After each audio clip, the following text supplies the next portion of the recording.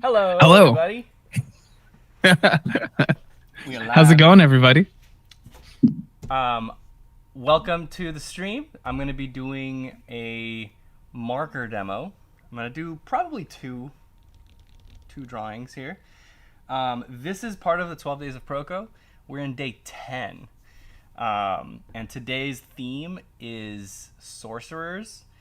So if you guys go to the page, this one, 12 days of Proko. So this is the homepage, Proko, and then if you click on Learn More, it takes you to the 12 days page, where we have all the information about all the challenges we have going on, the discount. You got 12 days, so if you want to get one of the courses, this discount ends pretty soon, and all the live streams that are happening. So we still have 2 live streams to go. Tomorrow is Marco Bucci, and then Friday is Ryan Benjamin. So we got some good ones coming up. Yeah, we're finishing off strong.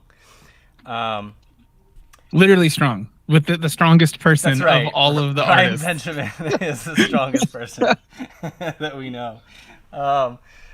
So the all of this is revolving around the new Proko timer tool that we released, I guess 2 weeks ago. Yeah, And at the beginning of this. basically just like a timed session tool where any pack that you've purchased from Proko, like the reference and model packs, you can add them to a timer. Here, let me just go there. Yeah. There. So timer tool.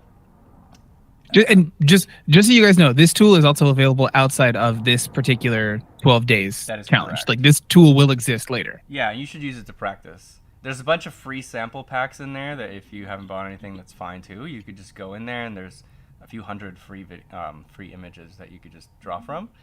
But today is sorcerers, right? So what I would do is I add this pack to my session, and you can see how we have a bunch. We have so much reference that you can pick from. Is a lot. So I add it to my session, then I choose how many images I want. Let's say 10, and then I say I want to draw each one for 20 minutes. That's a long time, huh? 200 minutes. That's not too bad. You say I want to draw everyone for 20 minutes, but you're gonna draw way longer than that for one today. Oh yeah, well, today I'm gonna probably do like a 30-minute one, so you could do a custom, right? I could go in here and I can type how many minutes I want, or I could just press this 30 times. But just for quick ones, if you just want to do like, I'm gonna do 5-minute poses, start the session, it starts it up and it randomly select. Oh wow, that's a great image. You should use that one. I should use this one. I'm gonna do this one for my first one. That's great. So this is the timer. You can see a little thing at the bottom. Let me zoom in actually, so you guys can. Oh fuck! This is the wrong keyboard. This happened last time. So I'm gonna zoom in so you guys can see the navigation a little better. You have the timer on the bottom right. You could fill it, so it just fills the whole screen. You could full screen, which it already is. And then if you don't like it, you could go to the next one. So This is a little bit cut off for people watching at home, that bottom right corner, because of how we cropped it for the other things. Right. Just so you guys know, but you can use that stuff in the bottom right to There's change things and make it a little more ideal. And it looks amazing. Yeah. If only you guys could see it. Yeah, it's so good. Yeah. So, yeah, that's our first image. But anyway, and it just automatically goes to the next image. You could skip them if you don't want to do that. You can go back if you want more time. Yeah. And then you can create another one or repeat. Or browse all of the tools that we have. So that's it for my little demo of the timer. I'm gonna jump into drawing because I think that's why everyone's here. So and we're gonna use that nice reference you saw, right? Yeah, let me set it up. So we're gonna wait. Hold up. How do I do it? Okay, I'm gonna start. You've got a key. Go back to that timer. So just while Stan's figuring this out, just so you guys know, I'll be reading your guys' questions in the chat to like group all those up and then give them to Stan so he doesn't have to sit there and read them while trying to draw at the same time. If you guys ask a question and we don't necessarily answer it right away or anything, doesn't mean we didn't read it. You don't have to post it again. It's just maybe not the right time for that. It's okay, but we'll get to most of them. So, but yeah, there was one question. ARG Illustrations asked, will there be a live stream at the end to show the judging process, or a YouTube video going over the winning post for the 12 days? No. There have been some amazing submissions so far, and I'm excited to see them. Stephen, move a little to your right. We want to see your face completely. It's so beautiful. There won't in my be low resolution cam capture. Oh, yeah. There won't be a live stream of the judging process. That's already begun. Like, we've been, as a team, just like kind of throwing in things into our Slack channel as we, browse through all the submissions every day. Because there's way too many, guys. There's like hundreds of submissions for every day, and we have 12 days. So live streaming that and trying to narrow it down, I don't think that would be a fun live stream. No, yeah, it would be. It would just be basically us going like, this one's really good. Also, this one's really good. Oh, this one's bad. But the other one before was really good. I know, right? No one wants that. Yeah.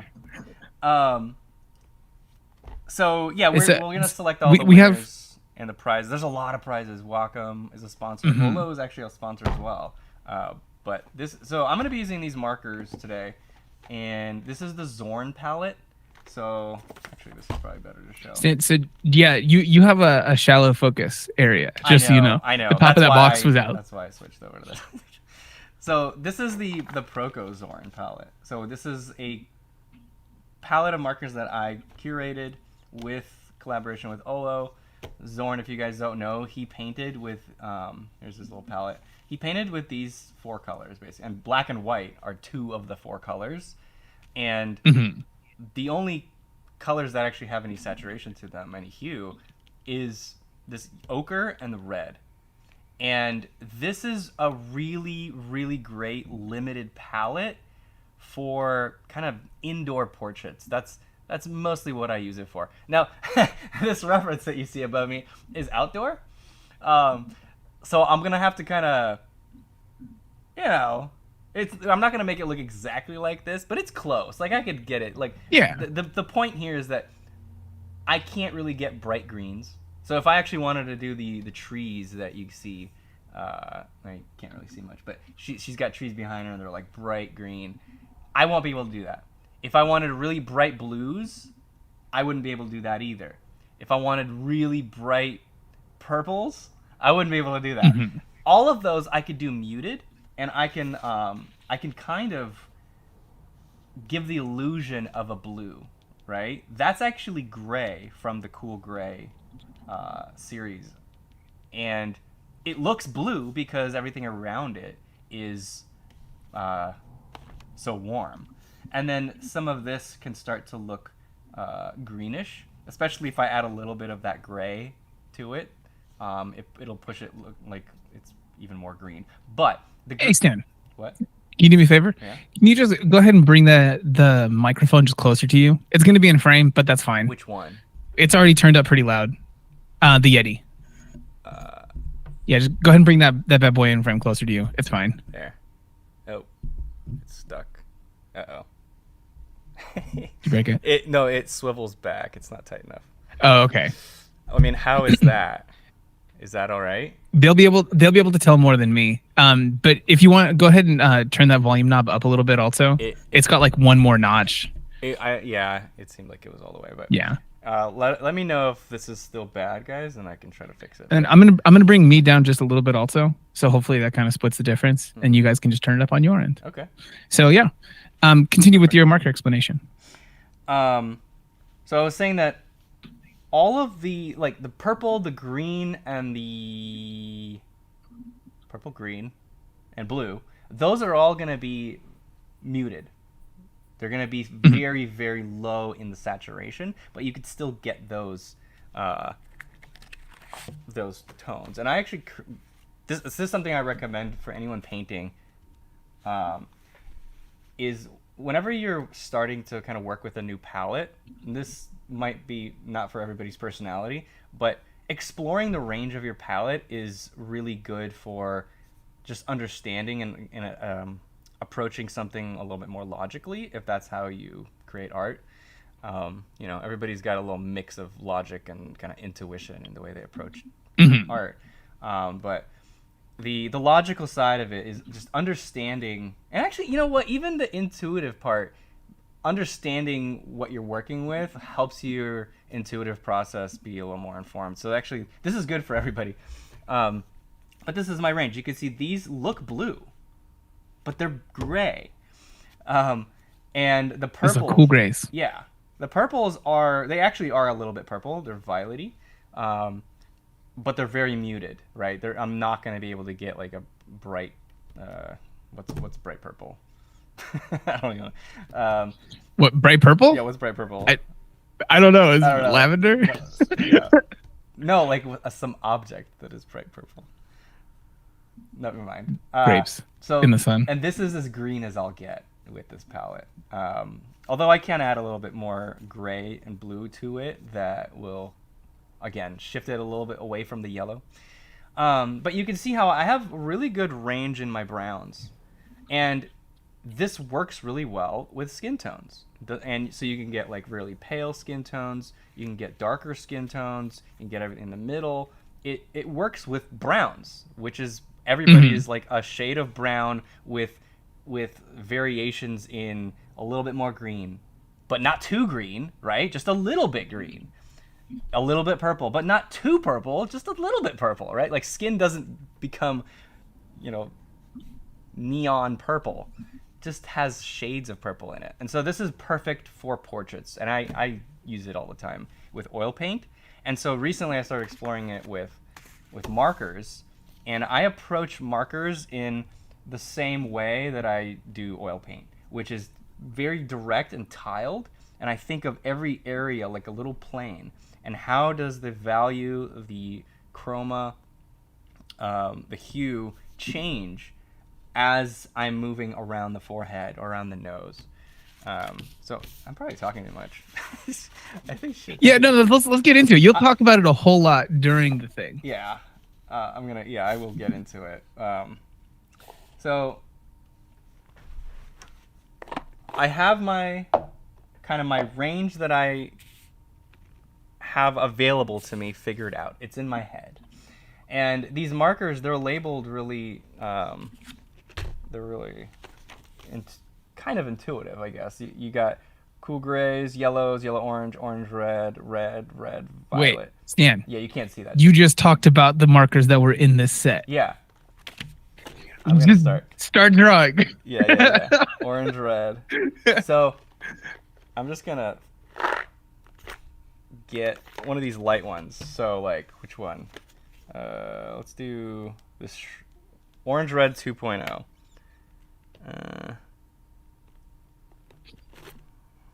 I think This is to try to help with my like our a little bit of volume difference. Alpha 45 in the chat asked me to use smooth jazz voice. Okay. I'm just gonna talk a little bit like NPR kind of voice the whole time. Okay. What's the timer that you have going for this one? I can see this. Okay. I'm going really light because I want to layer it. I don't want to start dark because the thing is I can't erase this. So I want to slowly work up towards my dark values. So I'm using the marker to draw, because I actually don't like drawing with a pencil with these, because once I start going over it with marker, the pencil starts to smear around. So I don't like it. But I could just use a really light marker with the kind of the base skin tone. She's very pale, and so this works very well as just like a base. So yeah, actually you can see that pretty well on the screen I'm looking at. Oh yeah, it pops off the page. And are you doing a timer right now? Oh, I should start it. Yeah. Wait, and what is the timer for this one? I'm gonna try to do it in 30 minutes, because this is gonna be like my little warm up, and then after this 30-minute one, I'll do a longer one basically just to the end of the session. It'll be probably an hour. And we do have some questions from the chat. Perfect. Let's start it up. So people are asking about the markers. Yep. Just a real recent question here from Helio Moreno Marquez. Are they water-based or alcohol? This is alcohol-based markers. Yeah. Okay. And then just some other general questions here. Stan, what are your favorite markers? I used to use Copic a lot, or Copic. I don't know how to say it. That was I would say my Copic. okay. Yeah. Now I use these OLO markers. I met John, the founder of these, a few years ago, and he kind of gave me the pitch at I think it was at Lightbox, and I tried them out and I really liked them, and so I Mhm. started talking to him about like, hey, can I do a set? Like I really like these markers. He kept sending me these samples. And I'm like, these are really good, and they're really good markers. Like you could combine different parts of it, and the whole thing is in each one of these. And this supposedly holds twice as much uh, life as a Copic marker or something like that. You'd have to ask, Yeah, it's got but like it packs as much into that one thing yeah, as like a full Copic is, right? pretty much. I'm pretty sure, yeah. But uh, and they don't dry out. Like they'll stay wet until it's completely out of ink. So you won't have that phase like with some of the markers where um, they they start to feel dry even though there's still a bunch of ink in there. So yeah, I really like them. So this is my favorite. I guess that's the end of the question. Yeah. Yeah. Um, So we do have a couple other questions. People are still talking about the volume. That's as much as that microphone is putting out right now. For whatever reason. okay. If you can bring I it talk closer, really close, does that help? I don't. I would imagine. Can you just take your volume down even more so that people can turn up their? That's what I've been doing, but people are still talking about it. So I don't know how yeah, to move this towards me without it falling like constantly. getting away. Yeah, I can go clamp it. Oh, this is closer now. I think I got it Okay. leaning up against the other microphone. Yeah, if you want to come here. Yeah, and also in the chat, it's not letting me pin the message that has the link to the actual the challenge. So if you guys can just share that, I'll try to drop it in there as much as possible. If you guys but just go it's to not letting me pin it. proko.com/12 days. Yeah. That everything is on there. All the links to everything are. You can go from there. Yeah. It just won't let me pin the thing, and that's super weird. This is a thing that we've done during every stream ever. Mm-hmm. So. All right. So this is kind of like a base for me, although I don't like how I have these whites on there. Also, there's a person here in the chat saying Mustache Man's voice is too loud. We both have mustaches, and your name is Mutush, which is almost mustache. Mustache. Oh, actually, I really like the shape of the neck.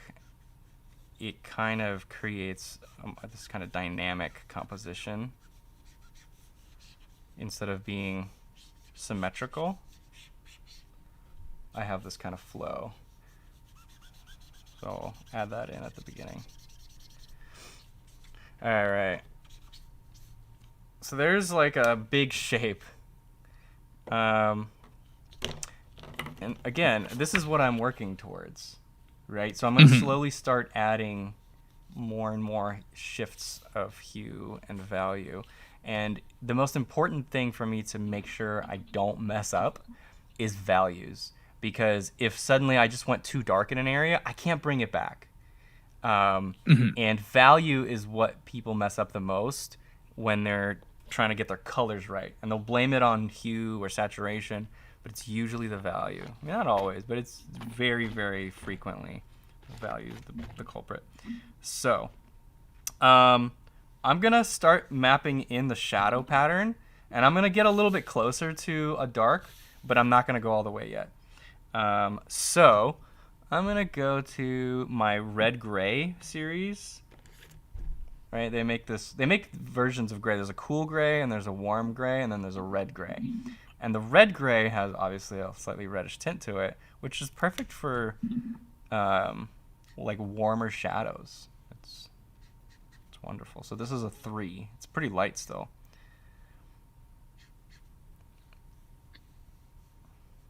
So we do have some questions about using markers and some other things. Do you want any of those while you're working? Sure. Okay. So let's see. So Stop Guys was asking, would you say markers are more beginner friendly compared to something like paints, or are they about the same? That's a tough question. Mm-hmm. It kind of depends on what like coloring logic you go into it with, Yeah. but I would lean towards yes. I think they are a little bit more beginner friendly, just because they're easier to control. Like with paint, a lot of times you're actually just kind of struggling with the pigment and the mess. Like I guess I'm just assuming it's oil paint, but also with watercolor. Watercolor is actually like one of the most challenging ones. So, but acrylic even, you have to like get water and you have to mix and you have to dilute stuff. It is a little bit more to think about than with markers, where you just like you have things kind of pre-mixed for you, right? If you have a set, you just pick the one that's closest. You don't have to mix. So mixing logic is not quite as difficult as with paint. So yeah, I guess if I had to pick one, then yeah. But that doesn't mean you shouldn't paint. Like I think that even as a beginner, you can start exploring paint. The one thing I would say is a big one is just how fast something dries. For a lot of people, depending on the type of paint, some people can get impatient. Yeah. Markers typically dry pretty quick, especially alcohol markers. There's one here, Stanley Phillips, asking, did you guys see my question about light fastness of these markers? Light fastness. I want to refer to the thing I said earlier real quick. Are you going to remind them If you again? ask a question, if you ask a question, I probably saw it and it'll just come up as we talk about stuff. But you did get an answer in the chat. Someone nailed it already. They said that alcohol markers aren't light fast. Yeah, that's it. Like they nailed it, man. Trust some people in the chat. They're pretty smart.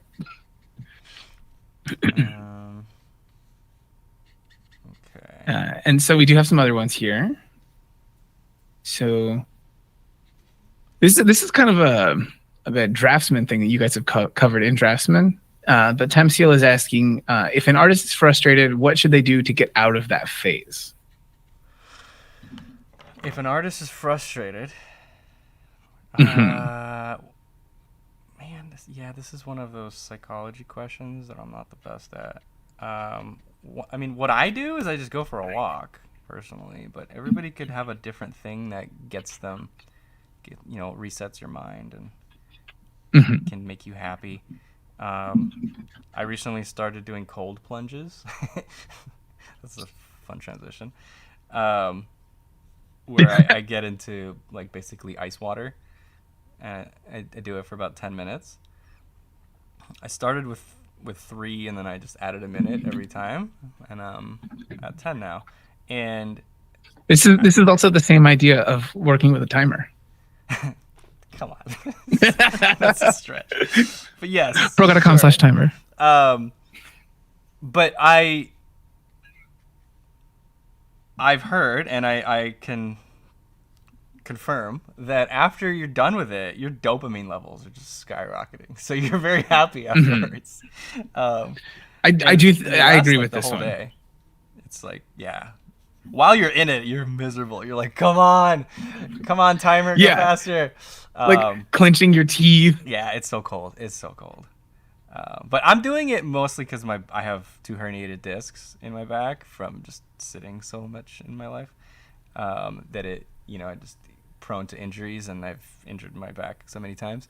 It reduces the swelling in my whole body. Just amazing. It's so good. It's so effective. One of the only things that really works for me. So, but it has all these other effects, which are great. Like it just makes you happy. A lot of people, for them, one of the things they try to do to get out of an art block or a frustrated art space is try to revisit the things that made you want to start making stuff in the first place.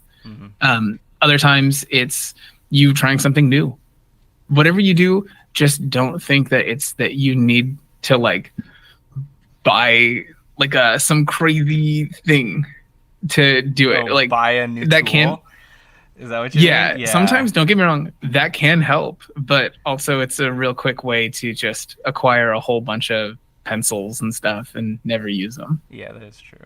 Like, find your, like, probably pare down to basics and make stuff, and then consider adding some new stuff in once you kind of get back on that horse. Yeah. The Mrs. Warhol. Sorry about Andy and his passing. Jesus Christ, dude. Said sorry if this is addressed already, but what paper is good with markers? What paper are you using today, Stan? Oh, I just show it, I guess. It's Bristol. This isn't the only paper that's good, but this is a good one. Yeah, this is one that I like just because it's really thick. It's this Bristol Strathmore 500 series. Whoop, there it is. 500 series premium. Yeah. And I believe this is cotton, right? The 500 series is cotton. So it's not it's not like wood pulp or whatever. It's actually cotton. That's the big difference. The 300 series, the 300 Bristol series is also really good. It's just, it is wood pulp, so there's going to be some different stuff going on with that one. Yeah, it's not necessarily bad. It's just different. Like, some people prefer the wood pulp stuff. And if anyone's lucky enough to see us at events, I think that we usually have some paper that's really good for doing marker drawings, right? That we sell. Sketchbook? Yeah, it's also good. Like, I know Rembert. Multimedia paper. We released a video with Rembert this morning, actually.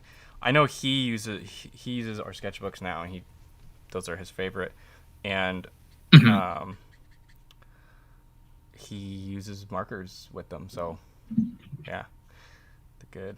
Yeah, it's great paper. Since I basically get these sketchbooks for free. This isn't very helpful for people. We don't like sell it on our website or anything. So yeah, but if you go to Lightbox or you see us at some other like in-person event where we're there with like a formal presence, we'll probably have those with us. Just catching up on some things that other people have said. So one person in the chat is asking for a watercolor stream from the cold plunge tub. Oh God, a watercolor stream? Is that what he said? Yeah, yeah. It's just like super shaky during it. And then, well, I don't paint with watercolors at all, ever. I've never done it. I think I've done it in like middle school or something. They made me do it, right? But I have not done it by my own.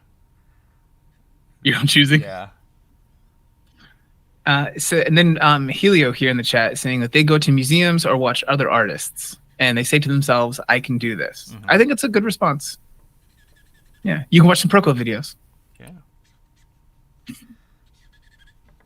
Let's see, what else have we got here? Coming to someone's asking if we're coming to Europe anytime soon. Coming to Europe? What does that mean? Like, yeah, going to like maybe a convention or anything? Oh, no, I don't think so. Yeah, I mean, conventions are not really like profitable for us.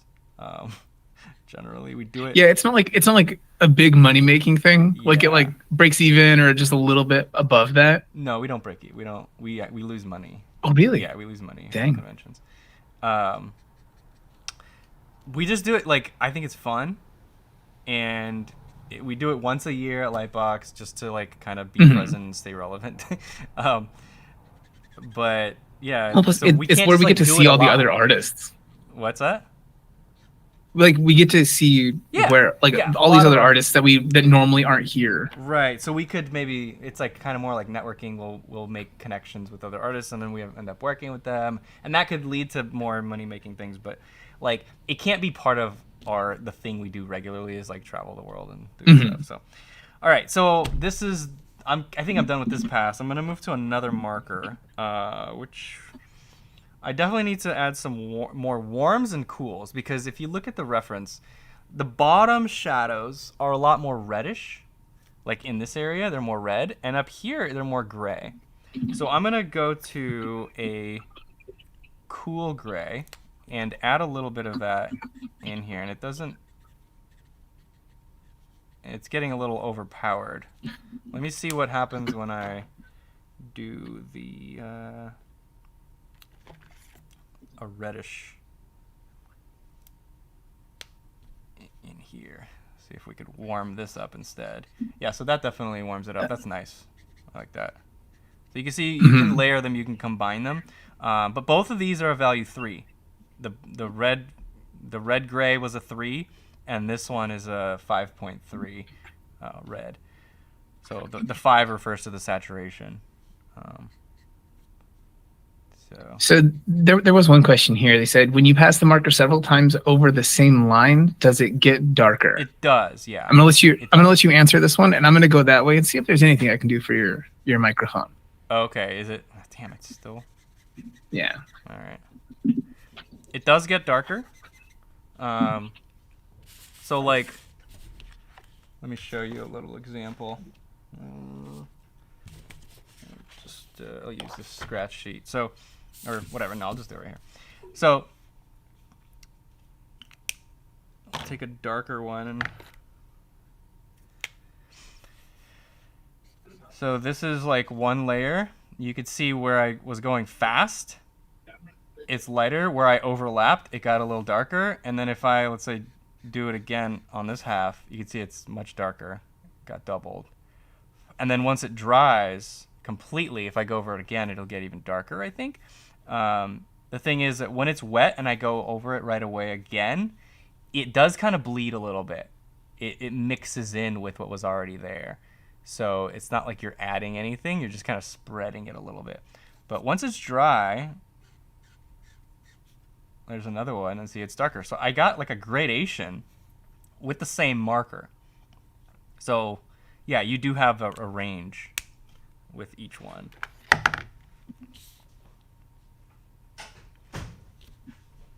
Let me see here. I do feel like I need to establish a dark, like a darkest dark.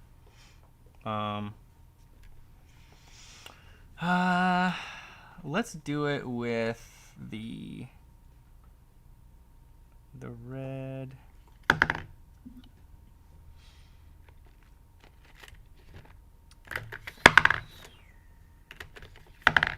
Sorry guys, just trying to figure out. So I have a really dark red, and I'm gonna put it strategically only in a few spots that I really want to pop forward with a bright, like a red, because other areas I want to kind of gray down a little bit. But around the eyes, I do want this area to be somewhat warm, and this is this one that I'm using right now. You see how when it's transparent, it's got this really reddish tone. And then in other areas where I don't want it glowing red, I can go to this red gray 7, and it's a browner version, or I can have an orangey version of it.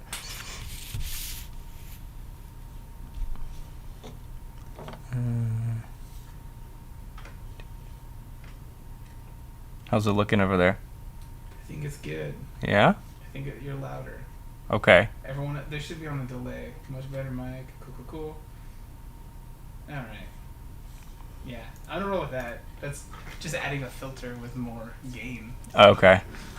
Well, thank you guys. Sorry for the issues. Yeah, we'll just restart the whole stream now. Yeah.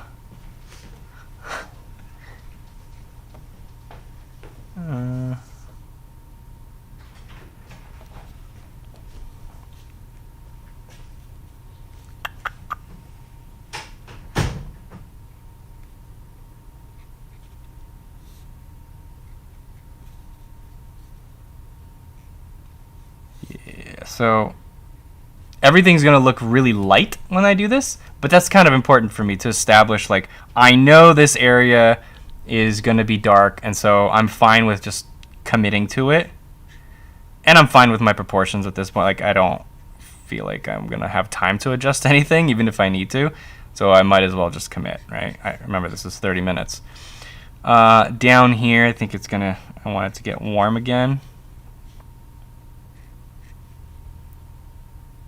Here he comes. I could hear him.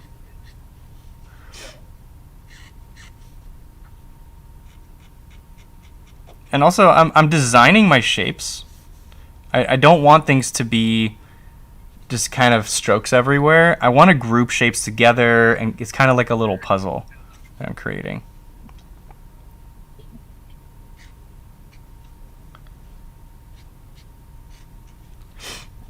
Okay.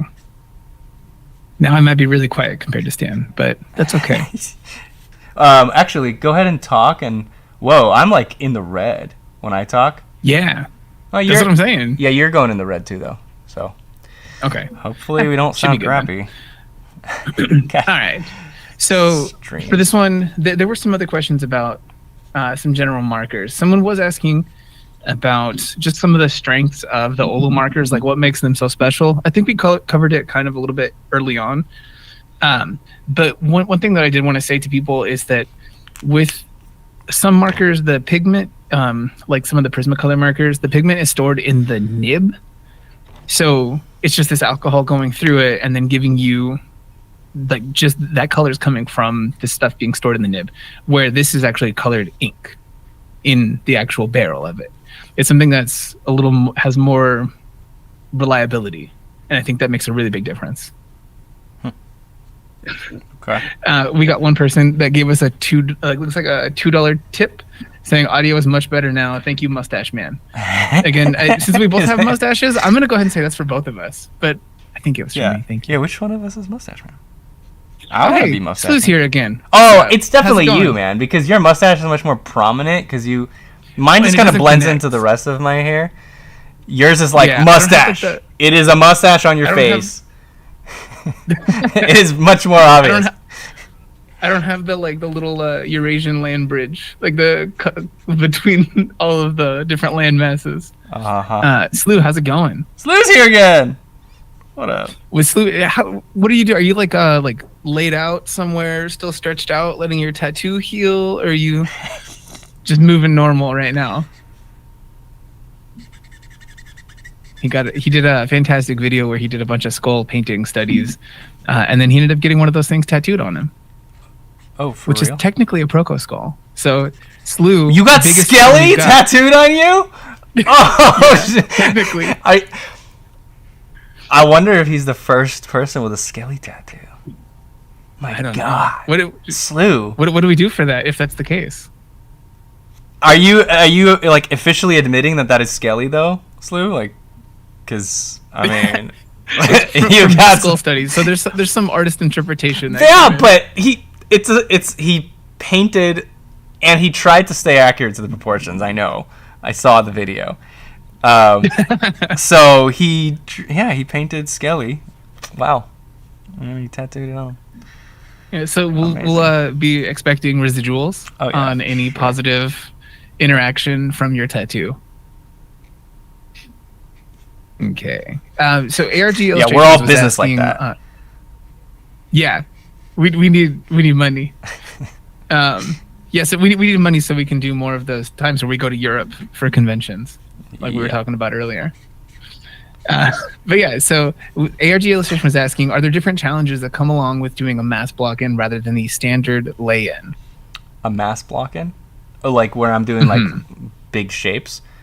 Oh, sorry, what was the question? I think that might be what they're Is there looking for. any challenges? Are there different challenges challenges that come from doing that? It's just a different way of thinking. So if you're not used to thinking of big blocks, instead of you're thinking of linear, then it's just going to challenge you to think in a different way. That's all it is. But if you're more trained to think that way, then the other one would be more of a challenge. Yeah, so it's just a different way of thinking that you have to develop. It's like if you suddenly start drawing with your left hand, it's not like it's a different challenge. It's like it's the same in reverse, but because you're not used to it, it's going to be challenging in a different way. That's all. I think. Slu did confirm, yes, Skelly immortalized. I'm going to go ahead and screen cap that Yes! for legal purposes. Yeah, thanks for stopping by, man. Okay. Ryan Fuller here in the chat saying, get a Skelly tattoo and get a free subscription to any course we want. There's no subscription. Oh my God. Yeah, there's no But subscription. maybe we can give you like a photo pack. Oh my God. A photo pack? Are you kidding me? I mean, if this person, who is this? What's his name? Her name?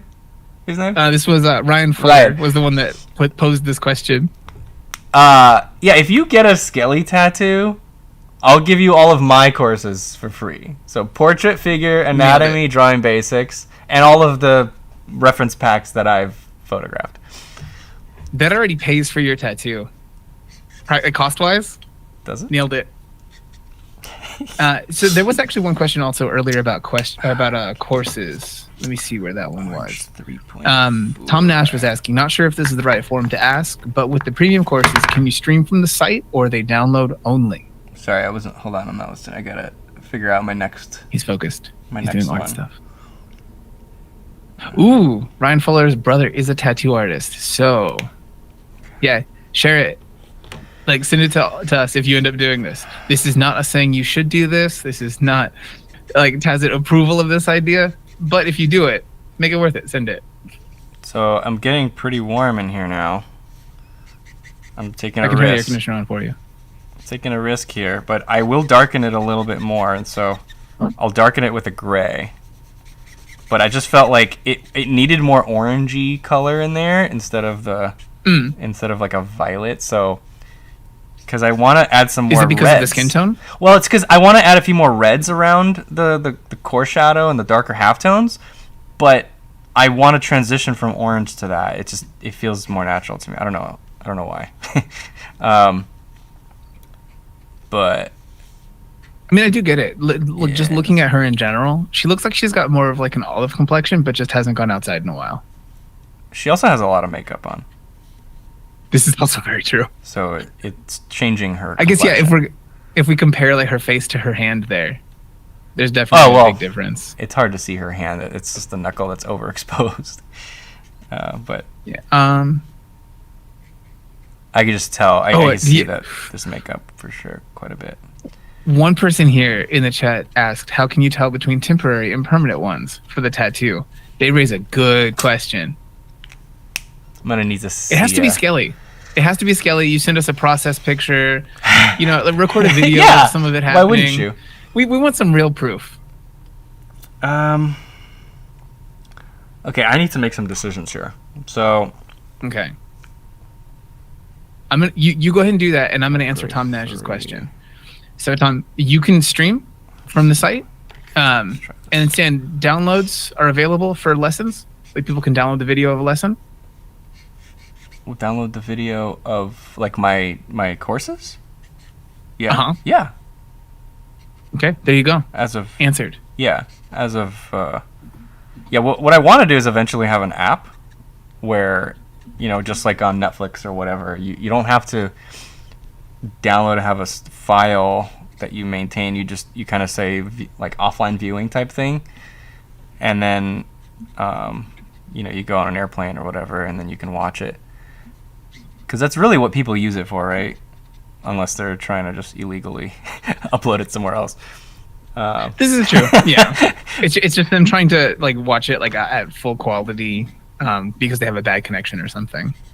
Yeah, exactly. So if you do download for offline viewing, it just makes it easier because it's still on the website and you can or not on the website. It would be in the app that can work offline. But anyway, yes. As of right now, you can certainly download all the lessons. Mm-hmm. Yeah. So one person was asking, it was Haleo asking again, have you noticed that the model in the photo was looking down, the eyelids? Yeah. I think that I did I did mess that up. That's something you get from not spending too much time on the lay-in. Like, this is a sketch, right? And I'm gonna probably go over the allotted time here because I don't want to stop yet. But yeah, my proportions are messed up a little bit because I didn't do my typical. Mav's in the chat. These are OLO markers. There's a link right above this in the chat right there where you can check out those markers. Proko.com/OLO. You can also buy them from them, but come get them from Proko. Well, this was the Zorn palette specifically. Yeah, it's linked in the description also. The Zorn palette is?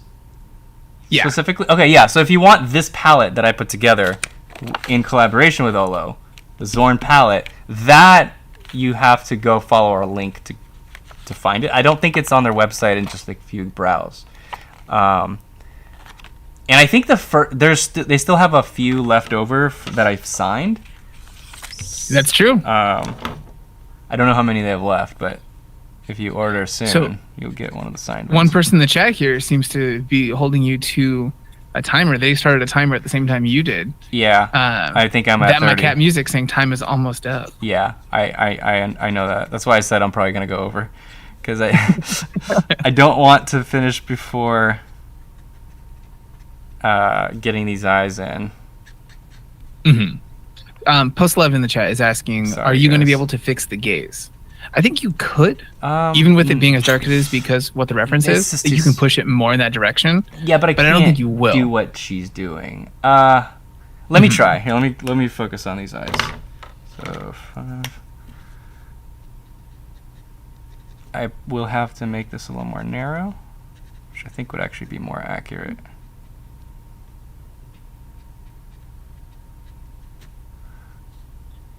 Travis Lawson is asking, as a seasoned painter who struggles with portrait painting, what course would you recommend? The portrait course. Portrait painting, though, Yeah. Stephen Bauman has a great kind of The- drawing to Let's see painting here. kind of. Okay. Yeah. Let me grab this one here. So I'll just like give you a nice link here. So we've got classical portraiture techniques and concepts. Yeah, there we also have Westerberg. Mhm. He did a nice masterpiece demo. And this is specifically traditional oil painting. Is that what he's asking? They just said painting. Painting, because As a digital seasoned painter. for digital painting, we have a digital painting course, and then also Ahmed Alduri's Meds Map course is wonderful. I recommend both of those.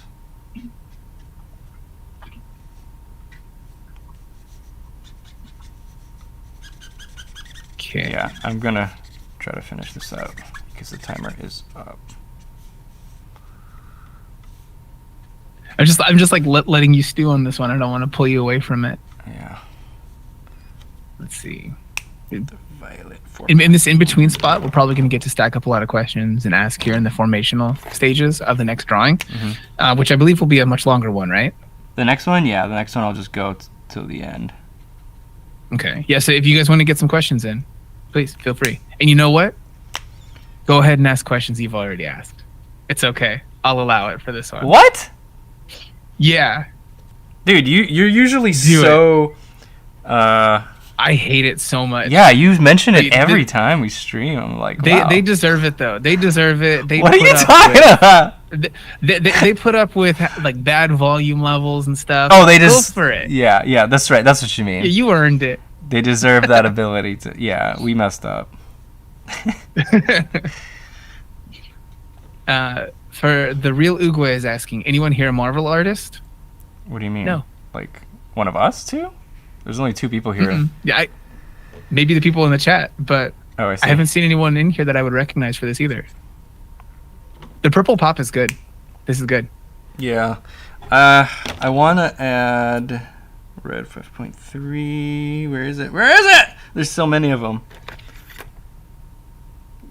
We're gonna put out a short in a little bit about how to organize your markers and keep. Oh, it handy. please tell me. This is like literally. This is the first. This one right here was the first marker drawing I've ever done that I was like, oh hey, that's pretty good. And it's probably like the 4th marker drawing I've ever done in my life, and then now this is like my 6th. The one in between these two, it was bad. It was really bad. And then this one is all right. I don't have enough color in there, so I'm trying to. Hopefully, the next one, the longer one that I do, I'll approach it a little bit better. Kidding. Yeah, like take some time in the first lane kind of stage. Maybe. Well, no, just to organize my colors a little more and figure out my composition and all Pam that. Sale is asking, have you ever done calligraphy? Or is there any course for calligraphy? No, we don't have a course for this. It's not necessarily in our wheelhouse. But Stan, have you? That was horrible. I just added these. God. I'm not. Listen, I wasn't gonna say. Oh anything my about god. Okay, I have to. I'm gonna have to fix that with some just darker gray. Just knock back. Oh, so she's squinting quite a bit now, which is fine. That might even be more Have close. you ever tried calligraphy, Stan? No. Okay. There you go. Tamsil, you have your answer. For me personally, I tried calligraphy. I'm bad at it. It's not a skill that I'm going to pursue further, personally. Okay, getting a bunch more in here. You guys are asking questions so good right now. Oh boy, so excited. What? Also, for anyone else who is looking for other streams or anything, if say you have to like leave here early or anything like that, tomorrow I believe, John, correct me if I'm wrong. Tomorrow will be Marco Bucci streaming on his own channel. Yeah. The Booch himself. Yeah, that's part of And the... he'll be doing some stuff that's like sticking to what are his strengths, going over light and color. Man's good at what he does, so I'm excited to see that one. And then Friday, or day after that, not Friday, Ryan Benjamin will be streaming, and that'll be on his own channel as well, right? Yes. Yeah, Ryan Benjamin, a person that we've worked with a bunch. That's a Marvel artist if you're looking for one. Nailed it. Callbacks. Okay. Da-da. Someone in the chat is saying, "Stan, leave it. It's good. Don't mess it up." They just want me I'm to... delivering to you. I'm delivering their message to you. It's not that but good. It's up to you if you choose to take it. It's actually really bad. I hate this right now. They might be saying this to say that it can only get worse. Yeah, I'm pretty sure that's what they're saying. You're right.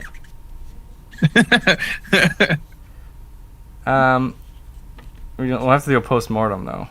Figure out what happened. Okay. So, Well, I'm gonna go ahead and say malnutrition. Like the lady, I think that'll be what we'll do her in so far. And living in just the middle of the forest, you're gonna end up with so many different things. Okay. What? John says Marco's actually doing structure for his live stream. Oh, he chose structure. Nice. Wonderful. I saw this email chain happening. There were so many things. Okay. So yeah, Marco's doing structure for his. Okay, I'm going to try one thing. I want to see if a little color pop is going to help this at all. It's not. I know. We're doomed basically, but it's definitely not, huh? I think what happened with this one, so the post-mortem, is that it's really spotty. I got too complicated. I needed. You think? I just didn't organize things well enough. This is a really good exercise in organizing this whole map of values, colors, and hues in your mind in a way that's not just randomly scattered spots. Mm-hmm. And right now, that's what this is. It's randomly scattered spots that just don't have a rhythm. I think I did mess up the values. One thing that I could easily do to fix the values is just darken some of the darks. So, like, if I go through... You think because it'll pull the whole range? Yeah, because right now my halftones are really dark. Mm-hmm. Way too dark in comparison. And so if I go through and make the shadows darker, it will kind of help fix that. Yeah, I think that they're also... They mentioned something here in the chat, just adding like a little bit of darkness to the lips, I think would help push that. Oh, I didn't want to render the there's lips. so much in the lips. I wanted to keep the lips kind of vague, but I see. Okay. So There's like dot. Yeah, like a little spot here and there kind of thing. But yeah, I think you can move into the next one. We learned some lessons here. But I mean, even that I think it's helped. important to This dark absolutely helped a little bit, and if I could keep going and save it a little bit, but I'm not going to. Yeah, because the purpose of this one, like, I think it's always important to keep in mind the purpose of specific drawings. For time drawings, the purpose isn't typically to make something super finished or anything that you're going to go on and sell or anything. Maybe you'll sell it, but it's not the initial purpose. Know when to like pull the shoot. Well, we don't. We don't need to like sugarcoat it. Like I full on just messed up. But anyway, I'm not going to say these things. I think adding that dark is fine now. When I squint at it, it's all right. It's not horrible. One thing I also did with this one is I came back in with a white kind of gel pen and I brought in the highlights, which I think would help this a little bit, but I just didn't have time to render the forehead and really get the transitions, so that's kind of weird. But all right, next one. Some people in the chat saying that they like it. One person mentioning how they messed up a piece that they had been working on, a watercolor one, and it ended up being one of their favorites accidentally. Sometimes you just go with the flow. That's fair. Yeah, it's kind of Halloween. They also called you. Yeah. What? They called you Stanny Boy. Stanny I don't know Boy. how you feel about that. Yeah. I'm not sure how I feel about that either. That's kind of. What do you think? If I had a green. No. On to the next one. Yeah, you're right. If you guys want to see like one that he's touched up and everything, follow Stan on socials at Stan Prokopенko. Maybe he'll post one there later. But for this stream, no. Yeah. We do, however. I understand. There are a couple things I should bring up during this break that we've got in the middle. This whole stream is because of the Proko.com/12 days challenge that we're doing. So there's a new timer tool that we have, Proko.com/timer. All of these links are, I'm assuming, in the description right now. So it'll be Proko.com/timer. You can use different references that we've been releasing every single day, work along with the different themes. Ooh. Today's is sorcerers, all these different magic users. That's why you got the lady that we had before. So you guys can get a free reference pack to draw along with and possibly win some prizes if you guys share your drawings in the page for today's challenge, which is also in the description. So we'll make some drawings, share some stuff, win some stuff. There's some good prizes in there. Markers, some Proko courses, Proko reference packs, some stuff from Wacom even. The other thing I want to bring up, Stan, before you actually get started. I already started. Yeah, I started the timer. Did you start a timer? I'm already like a minute in. This is very important. You can restart it after this one. Sure. What's up? There on the desk next to you, there are 2 metal implements. Oh, that's what you're going for. For eating. Man, I need your guys' help. We've had a debate. Okay, let me. Here.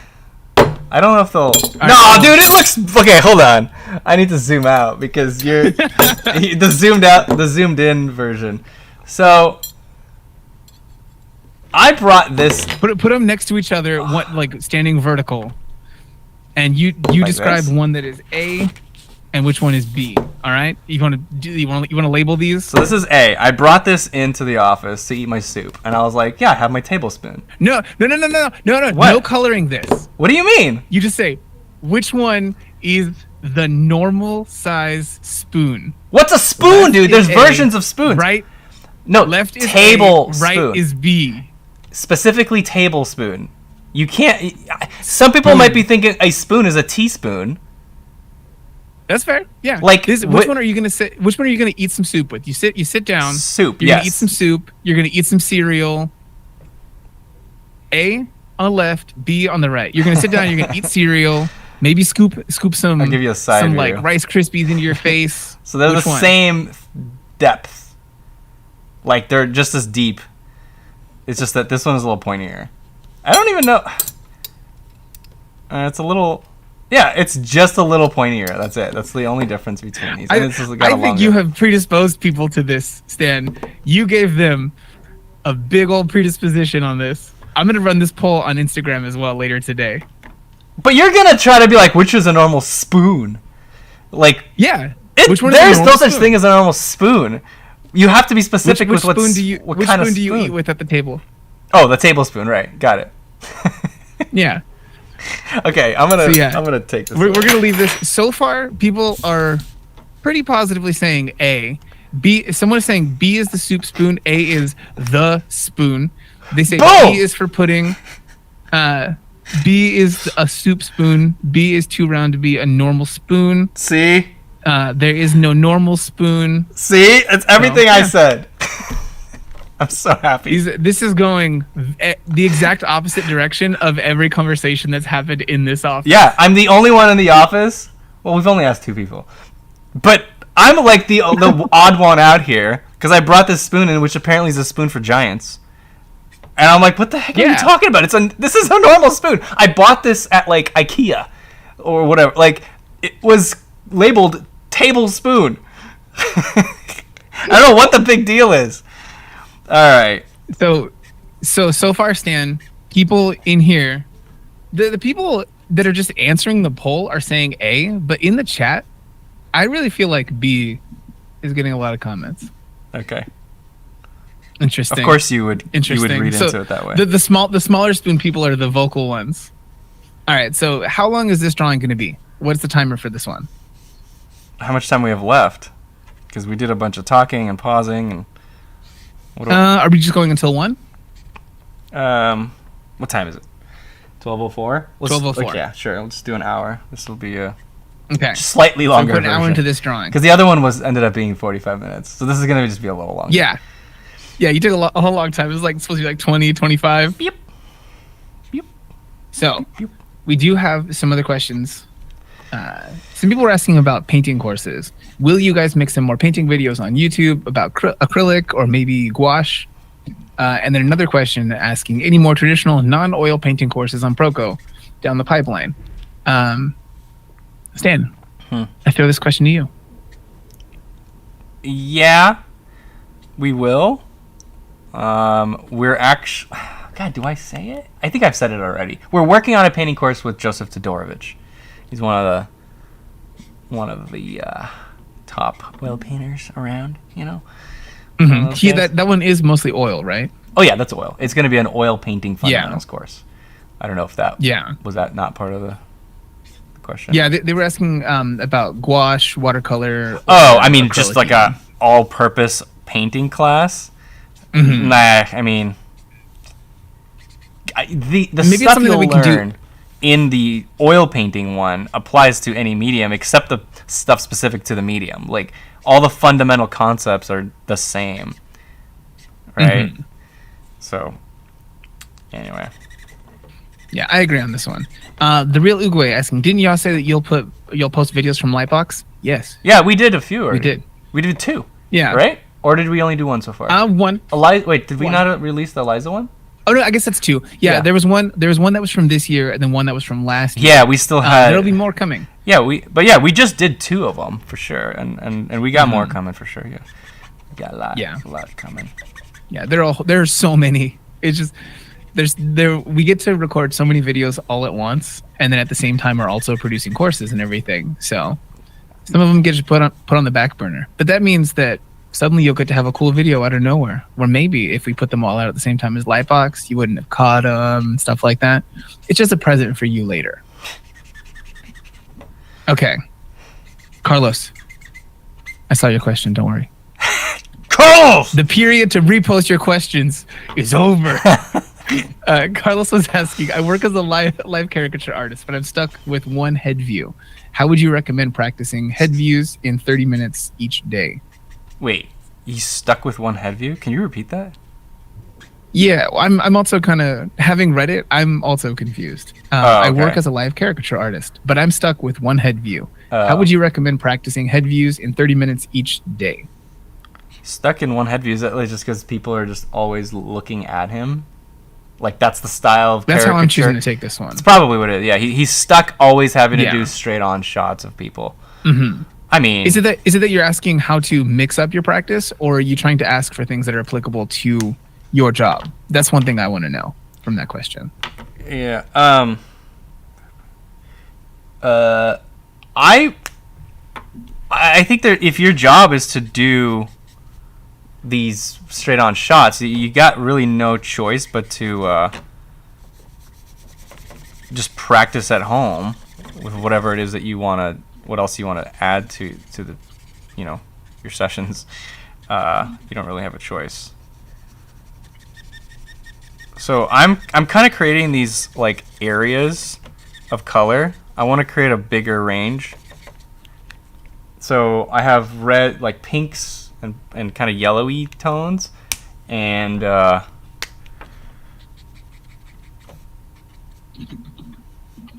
that's gonna help me just gauge my other colors. I hope. Again, these are sketches, right? This is exploring exploring things. Sketches should be about trying things out. I'm not trying to create like a gallery piece. Yeah, that's not gonna happen in an hour.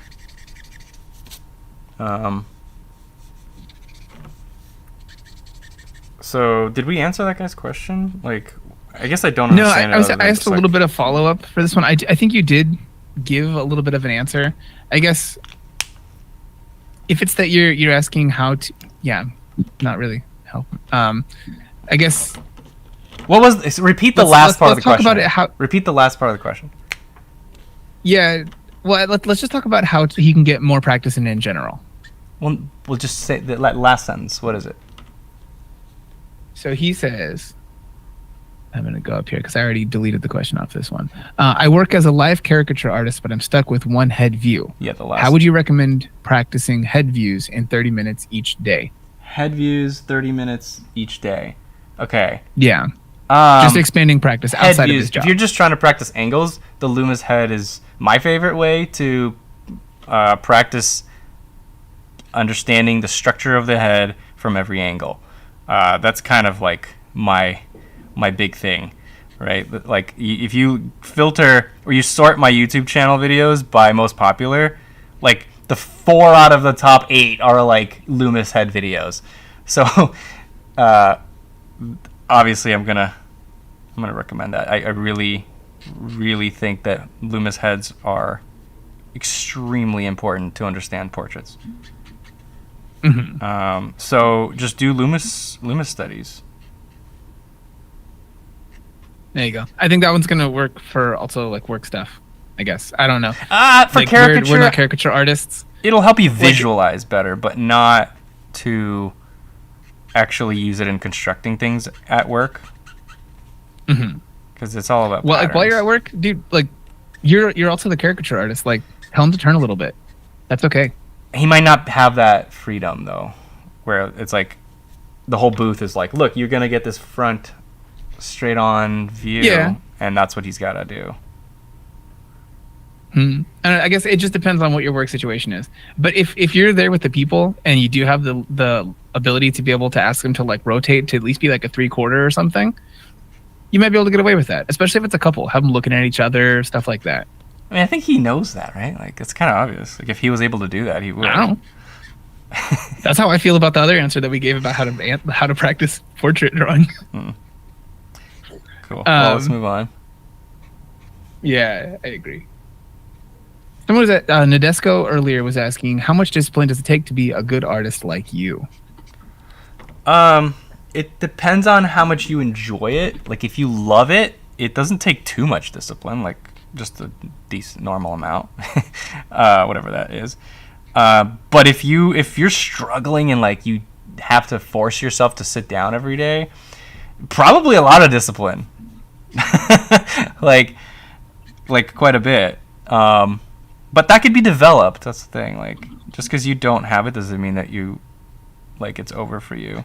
You just need to practice being disciplined. It's like shifts in your mind, your thought process, your habits. The more you practice being disciplined, the more discipline you get. Just yeah, is building that habit. Plus, I think what will feel like a lot of discipline to you might not feel like a lot of discipline to someone else. So unfortunately, like the words that we'll use to say how much, they kind of scale per person's opinion and view of that thing. If you're just trying to figure out getting better in general, just try to be more disciplined than you are right now. Structure your study and then move from there. You might find that you need more discipline, and what you feel is a lot of discipline is different at that point. St. John Q Tattoo, or St. John Tattoo Q. I'm a tattoo artist and struggle to get excited about working on stuff for myself these days. I'm still accomplishing my job with good proficiency, but any advice on dealing with this burnout? The burnout question. Yeah. First and foremost, way to go on still doing your job stuff at the same time. Oh man. The burnout question. So I feel like somebody said recently, like, burnout is like, you don't feel burnout if you're working really hard but you're actually making progress, then you're not going to get burnt out. But it's also just It's like the growth helps offset that kind of thing. yeah, it just makes it's exciting, right? You get positive energy out of all that hard work. Whereas if you work really hard and then nothing happens and you feel like you're getting worse, it's so demotivating that your emotions just kind of get the best of you, and you can't handle more work. You just don't see the purpose of it anymore. It's like, why am I doing this? And you burn out and you don't want to do it anymore. But if there's a reason and you see purpose, it's like a lot easier to then wake up and do it again, put all that hard work again the next day when you know it's going to have results. So if whatever you're doing isn't effective, you have to just like change the way you're doing something, and that might help you with the burnout part of it. Yeah, I agree. Try like find a space within the stuff that you are doing that you have to do each day for your job, where you get to like maybe like push outside just the normal rigmarole of it, you know? Try to like gain a new skill inside of that. If like different types of shading are atypical to your work, try to mix it up, you know? And a different question, Simpletown323 was asking, what do I do after graduating with a BFA? I'm 5 courses away from graduating, and they've not prepared me for the art industry. Yeah, well, first of all, don't blame anyone other than yourself. This is your life. No one has to make it for you. They didn't prepare you for it. That means you didn't do enough to prepare yourself for it as well. Like, what were you doing the whole time? Were you figuring out what you need to do after college? I mean, you have so many resources available to you to figure out what you need to do to get where you want to be, that no one's supposed to prepare you for it, to give it to you. So first of all, change that mindset, because it will hold you back from doing much more than just figuring out your career. It's gonna be every aspect of your life. If it's not working, don't wait for someone to do it to fix it. You have to change things. You have to work hard. Yeah, that's just the way it is. Yeah, I think that there's definitely a space, even if something isn't necessarily like even you can't find a spot in what your curriculum is right now that's giving you like the direct preparation for something. Look at what you did get from it and apply that. Also, there's probably some extracurriculars you can take as well. If you want it to just be something that happens within the school structure, look at the other stuff that you can do in the evenings, other lectures and stuff. Like Stan said, it's something that you also build yourself. School can do a whole bunch, but they can't just give you a job. That's the hard part. Yeah. Like, is anybody that went through the same program as you, is anyone prepared? Is anyone making it work? You can also, because if they are, then what did they do differently from you that made them prepared? They went through the same program as you. Mm-hmm. Yeah, that. I agree. Yeah, focus on what you did get and how to use those things also. Right. Don't just look at like the empty spots. Glass half full, glass half empty, you know? Okay.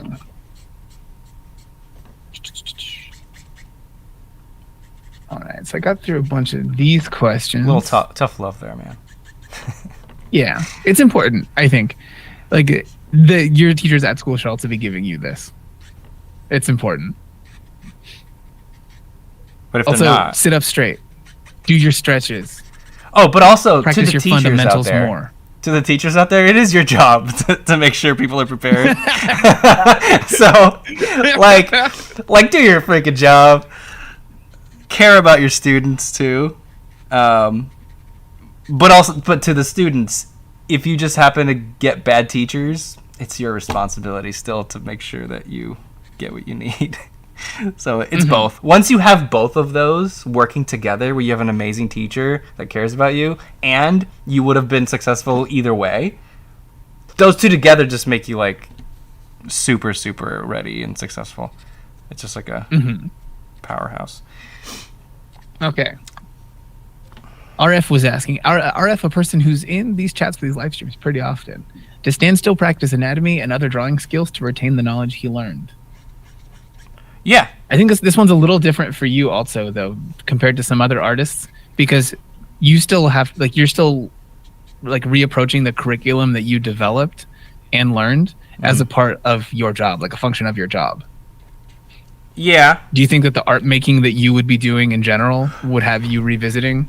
If I wasn't doing so much work, like making videos, teaching, you know, I would be practicing more if I wasn't teaching. Absolutely. I wish I was practicing more, but this is my job. We all have jobs that keep us from fully doing what we really want, right? But I'm lucky enough to at least have one that the job still keeps my skills up. It maintains my level of ability. So that's great. Definitely better than, you know. I was trying to something unrelated. Kind of like transition that question into a different one here. The person who had asked about the caricature stuff, they had asked, to expand upon my question, I want to also do my own YouTube videos, tutorials, stuff like that.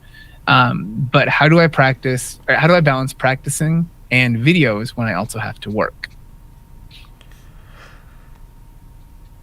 How do you do that, Stan? Balance practice and videos while also working.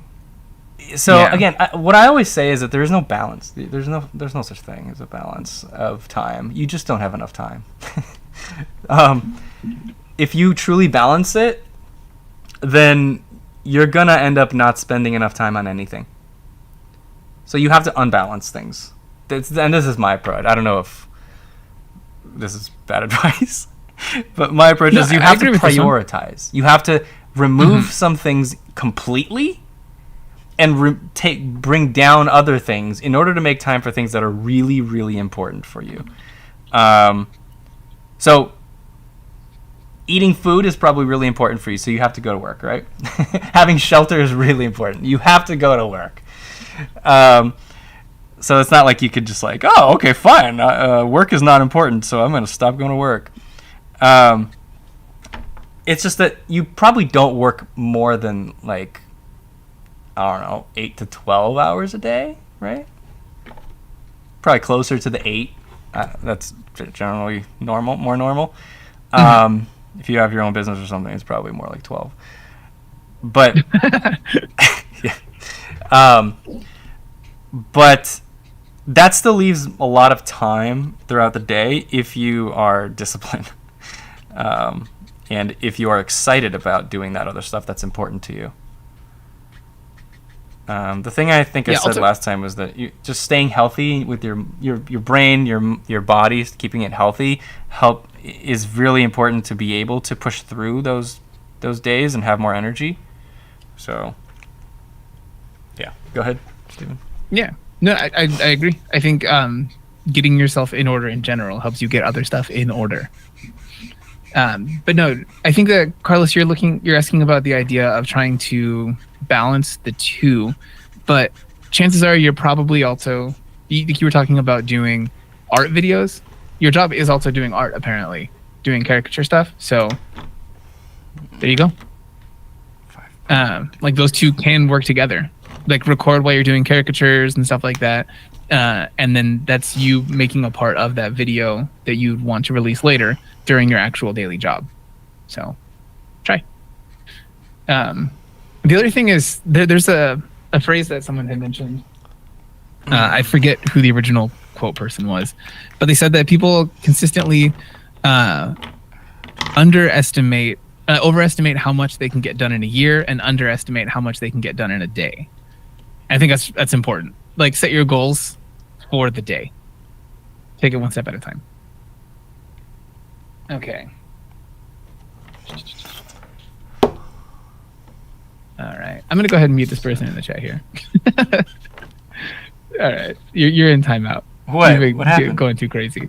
They're just asking a question. I asked them. They were asking one question over and over and over again, and I asked them for like a follow up to like explain a little bit because the question kind of seems to contradict itself, and then they just answered the question again after people told them to stop spamming the chat. Okay. Do you want to try with the questions, Dan? No. You want to see if you can figure this out? I don't want to entertain that kind of behavior. Or reward it. It's rudeness. Yeah, it was a lot. I mean, if people in the chat are also saying stop spamming the chat, that's definitely. Yeah, let's move on to a different one. They did. Okay. All right. Is the best way to practice learning the warmness and coolness of shadows and highlights through practice, or is there a more methodical way?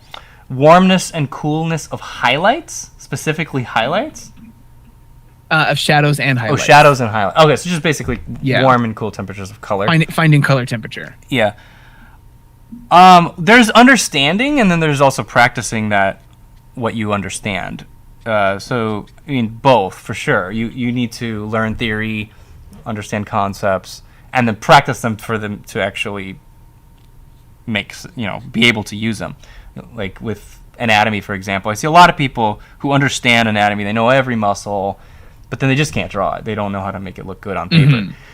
Same thing with color. You can understand all the science of light and color and how everything works, and you can explain it to me better than I can. But then you sit down and do it, and you just can't. You have no control over communicating with that information. And that's where the practice comes in. But the two combined, when you understand it and you have enough experience using that information, then it all comes together to just be this what do you call it when it's fluent, right? It's fluent in your mind. You just don't think about the information anymore. You just apply it intuitively, because intuition is huge when you're in art. You have to be able to just use information without thinking about every piece of thing logically, because that can be super distracting from the creativity side of it. But to get there, to be able to fluently and intuitively think about that information, you have to think about it logically quite a bit until it just becomes a pattern in your brain. So, yeah, drill something in. Make it something that's just like next to muscle memory. Yeah. Don't make it something that you have to think about so consciously every time. Same goes for measuring and proportions and so many other skills in art. You guys see how I'm building up layers? I'm slowly getting darker and darker, but I'm connecting shapes together. That's the mistake that I think I made in this one, is I didn't connect things as much. I just got so many floaters, and it's not a clean, organized system of value. With the colors, I'm actually keeping it quite simple. I really just have my kind of yellowish browns, my reddish pinks, and then my cold grays. I just have 3 for now. I can get it more complicated later. That's not that difficult. But I want to keep my values really organized, because as soon as they get messy, it's hard with marker to get them organized again, because you can only go one way. You can just darken things. You can't organize them by shifting things around in both directions. So it's a little bit more challenging to do it. Yeah. From messy. People asking about the markers in the chat here. There's a link in the description that'll take you to the website about this Zorn palette that we put together with OLO. It's a cool one. It's a fun one. This is a great. I do want to just remind people that the whole thing that we're doing right now is actually just another a version of what people are doing for this challenge right now. They don't necessarily have to use markers for the challenge, but the 12 Days of Proko this year, where sometimes we'll put out a bunch of videos, other things like that. This year is a bunch of challenges with some pretty awesome prizes from Wacom, OLO Markers, from Proko, other things like that. So what the whole challenge is that we put out a new timer tool that has a bunch of different references that you guys can just do time studies with. And so each day there are new photo packs, that today's being sorcerers, that you try to draw in that amount of time that you've got. And then you submit those on the page where you'll find that you'll find at proko.com/12 days. You submit your drawing in there, and then you guys will be entered to possibly win some of the cool prizes if you guys do some cool drawings or mix it up a little bit. You guys can find out some more about that challenge in the link below in the description, or just go to proko.com/12 days. Stan, you're doing one that's about an hour for this drawing right now, Yeah, right? this is going to be an hour, and it's going to take us to the end of the... I didn't capture his expression, and that's fine. Like, I could see his lips are a little different, things are a little wonky here and there, like my angle's off, but it's fine. I'm exploring more of the kind of the color harmonies and stuff in this sketch. If I really wanted to keep my proportions perfect, I would have spent a lot more time in the beginning. The only way to get the proportions really good is to spend like an hour, maybe 45 minutes on just like getting the drawing in. But it's fine. It's close enough in my opinion for it to be fine. Like if I put the reference away and you weren't comparing them side by side, like this would be fine. Okay. We have some other questions. There's one here. I think this person means basics. They said Pipeline is asking, how about the fundamentals course? New lessons this year, or are you guys going on break? Oh, there will be one more lesson this year. Yeah, sorry. Maybe even two. Maybe one. The current one. There's going to be a lesson. If you're a student in the basics course, I'm sorry. The one that's supposed to come out this week is delayed. So much stuff going on. But it is definitely going to be out next week for sure, 100%. We have people who are not going on break, so we can finish up. And they're holding it down. Yeah, they're not going on Christmas break just so they could finish that lesson for you. No, I'm just kidding. They were gonna. I don't think that was necessarily the thing. No, no. Hannah's the editor on this one, and she wasn't gonna take a break anyway. I actually thought she was, and I talked to her today, and she's like, "No, I'm here next week." I was like, "Wonderful." Thank God. Hannah is probably listening right now. Oh, really? She was listening earlier. Thank you, Hannah. Yeah. Wait, Hannah, get back to work. What are you doing? We got a lesson to finish. Why are you listening to this live stream? So Ryan Fuller is asking a question. I'm going to read it live because there's a lot of text, and so parsing this is a lot. Okay. They asked it in 3 parts. So strap in, Stan. Okay. All right. I'm a senior at Ringling College, starting my thesis book, which is going to be a portfolio of Wizards of the Coast, or portfolio 2 Wizards of the Coast. Okay. I'm having an issue taking too long to render my illustrations, and it's been jeopardizing my well-being. I'm on winter break, and I'm taking this opportunity to do quick 1-hour painting on top of other studies each day. Okay. Here we're getting to the question. I'm not sure if I'm approaching a solution for this, and I wanted to personally ask you if there's other methods I should be doing to paint and render faster. To paint and render faster. Okay, so to speed up your work, you have to practice doing things fast. And I don't mean moving your hand fast. I mean making decisions fast and simplifying, removing unnecessary things you waste time on. So the way that I got really fast at figure drawing was doing quick sketch. Instead of spending an hour on each pose, you give yourself 1 minute. What can you possibly get from a figure drawing in 1 minute? Well, it has to be the absolutely most important parts, right? I mean, why would you spend time, working on the shape of the highlight on the knee in 1 minute, right? That's all you have. You're obviously not going to do that. You're going to figure out what is the most important thing to capture for this pose. And the more you do that, the more you understand what is important in drawing, just generally in anything you draw. So the simple answer to that is just practice drawing fast. I'm sorry. I Yeah, know. like, It's a stupid answer. No, it's like something like trying to accomplish more simplified works in a smaller amount of time and identify what it is that you can and can't do in that amount of time and then apply that to your longer pieces. Right. Yeah, like there's a bunch of detail and stuff that every single artist in the world, all of us like to spend our time on and everything. But what you're talking about is you just being up against an actual time wall. Like you cannot functionally make more time exist. So learn to prioritize what is actually important, what the viewer will actually see, and find ways to block things in a little bit faster. Simplify. Hopefully that answers your question.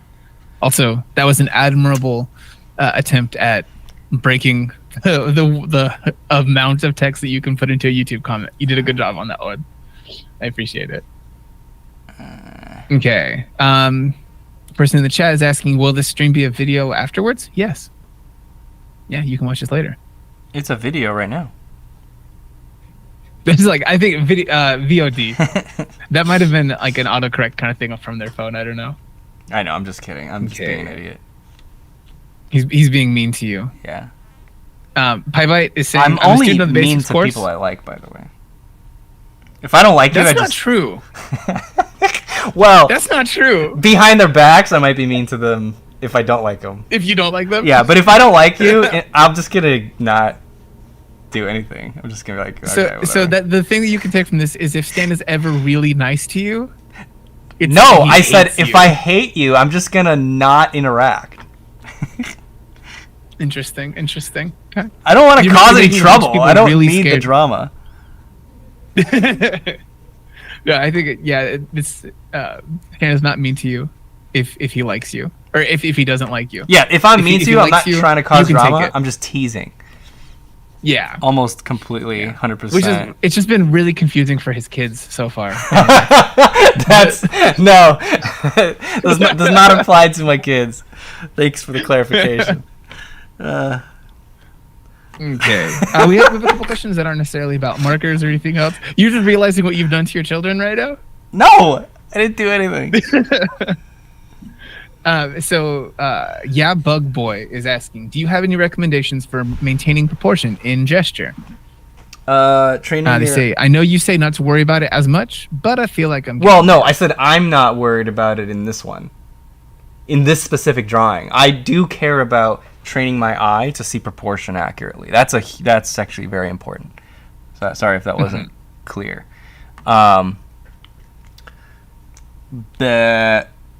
So with proportion, there's two. There's learning measuring techniques. So you could, instead of trusting your eye, you just trust the tool to measure, and little techniques like plumb lines, so vertical connections between things. Measuring the distance between some things with your finger, like, how many eye heights is this face, and that sort of thing. So that's using tools to measure properly. And then there's just training your eye to intuitively see things more accurately. And that just takes practice. Mm-hmm. And I have many lessons on both of those. Not many, several. So like the proportion one, actually, a few months ago, I released a new lesson on how to, how to do it intuitively? Can you look it up, Steven? It's a free one. So we're looking for one that was proportions? Yeah, it was proportions, and it was a face. Actually, kind of looks like this. It was a lot. A portrait drawing. The guy had he was in like formal wear also. I don't know. I think just the head. It was a charcoal drawing, just the land. Yeah. And I think the thumbnail is me holding up a pencil. How to draw accurate proportions is that one. Okay. And I'll drop that here in the chat for you guys. So that I recommend starting there. Yeah. Mr. VVP. I actually just answered someone here in the chat about this one. Marshall's perspective course is well on the way. I know it's that feels weird to hear after it's been said to be on the way, but Hannah, who is editing Drawing Basics, is also editing things for at the same time while also watching the stream. Hannah is a robot. Yeah. But yeah, no. That's our AI assistant. They're well into working on this one. They meet about it each week and go over the actual lessons, make some changes here and there. So it's something that is actively being produced, and it's really good. I stood behind as she was editing one and got to see some of a lesson. It was really interesting. Why? Okay. Why is that interesting? Some wise guy is asking, what do you think of the Morpho books? They're great. Oh yeah. Yeah, I have them. Yeah. I haven't gone through them very much. They weren't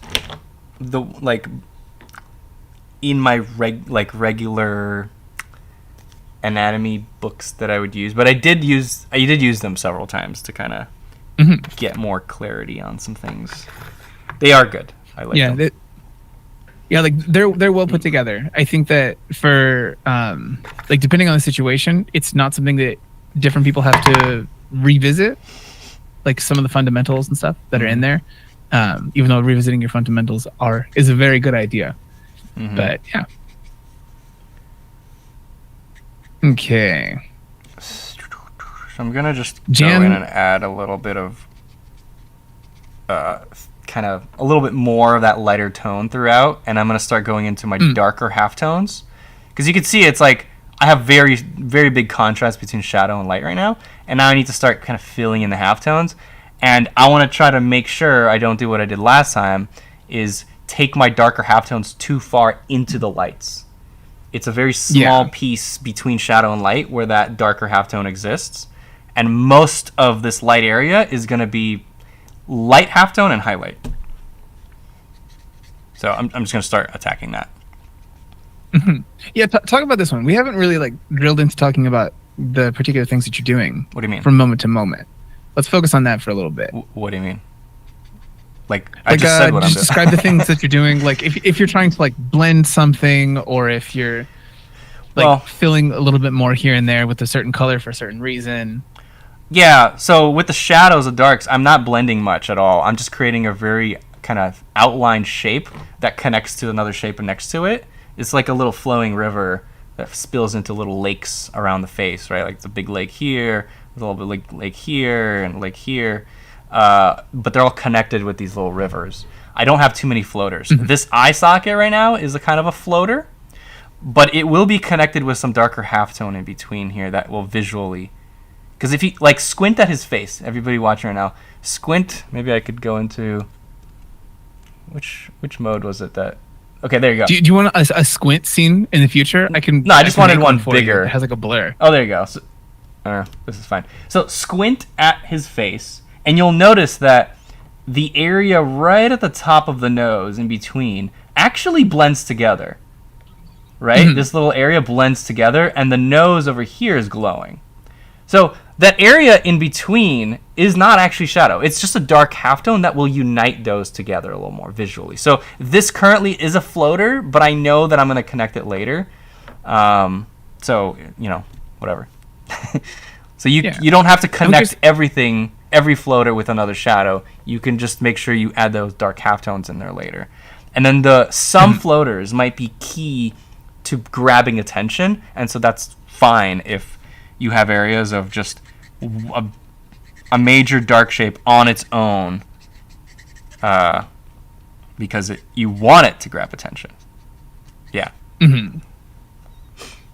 If you guys have any particular questions about using markers on this one, I'd love to have you guys ask these. Not do you prefer this to this kind of marker? Some more process stuff, like how he builds up forms and stuff like that. I want to remind people that there is a challenge going on right now. If you've made it this far into the video, chances are you've probably already gone and clicked on it. But for the people who are watching it live, who just stopped in here, go to proko.com/12 days. Use the timer tool. Go along with some references like Stan is here today. You guys can do some time drawings, win some prizes from Wacom, OLO, Proko, some others. There's some good stuff in there. Nailed it. Wow. So good. Okay. So let's see. All right. Someone did ask a question earlier. I don't know how you feel about this one, but they were asking, how bad is it to draw after 3 hours of video games, or how much does it affect the drawing session? I don't know. I don't play video games, so I don't. I mean, Steven, you do, right? Now, not so much, but in the past, absolutely. It depends on what you're playing and like what kind of posture and stuff you're doing. Don't do anything for 3 hours in a row if you can. Stand up. Except practice and stuff. No, I'm just kidding. No, you should stand No, up. God. Sleeping. You should sleep for take a break. more than 3 hours in a row. No, you also shouldn't do that for 3 hours. You should do that for 8. That's not what you meant. That's not what you meant. But yeah, no. If you like, prioritize your time and choose what you want to do. Put like a little bit of the stuff that you got to do in the beginning of the day, and then put the things that are supposed to be like life improvement kind of stuff somewhere in the middle. Putting it at the end of the day sometimes can be detrimental to what you do because you'll be tired. You're not thinking the best and stuff. But also, if it works for you, go for it. But just do some stretches. Don't do it, but if it works, do it. No, I mean, like, I'm not going to tell you not to do the thing that currently works for you. If that's a decent balance for you, go for it, I guess. But do some stretches, man. Drink some water. If you want to suck, go ahead. Do it. Okay. Okay, back to this gray. So I added a lot of color. I want to gray things down a little bit. So, yeah, there's that. Oh, actually, this is a good these markers question. Okay. You did the one good one, Scopal. Do these markers bleed through a lot? It depends on the paper. So, let's see. Let's do that. Oh my god, are you guys excited?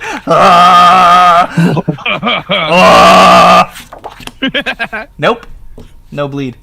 Yeah. 0 bleed. It's great. But it's the paper, this right? This is high quality Bristol. Yeah. But like if I don't have any shitty paper. But like if I take this tissue paper. Yeah, it's gonna bleed. Oh my god, it's like the wait. What about it didn't bleed. The sketchbook Dude, to the side of it didn't bleed. It didn't bleed. Wait, what? I don't know what just happened. My feed cut out for a second. Like, and then Okay, no, you know what? I'm it bled definitive proof. No, it bled a little bit.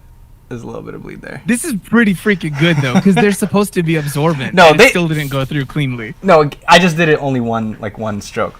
I know for sure if you use thin, just regular paper, they will bleed through. This isn't like these markers are magic and they don't make paper wet. Like that's not a thing. The paper will get wet if it's not made to absorb a lot of moisture. So just use good paper for this. Yeah, it'll change a lot depending on the paper that you use. Get some multimedia paper if you really want to draw with markers a lot. Bristol's great, but there's not a ton in a pad, so it really depends on your cost effectiveness on that one. Yeah, boy. So one person here in the chat, PieBite, is asking, how is the pug doing?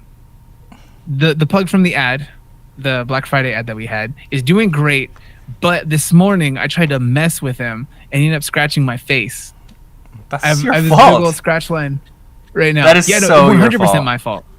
It's entirely mine. 100%. In no way is this something that he did that was like mean or rude or anything like that. This was on me. But yeah, I was messing with him. I did this thing where I pretend like I'm gonna eat him. What? It's like I hold him while I'm petting him like this, because I hold him like a little baby and then pet him, and I go at his stomach, and then he was like wait, he yelled like that? And he scratched. Yeah, he goes during that. Wow. It's really fun for me. But yeah, he scratched my face in here. Okay. But he came by it honestly. It was self-defense. It was justified. Wow. Also, there's another one here that someone is asking a certain question.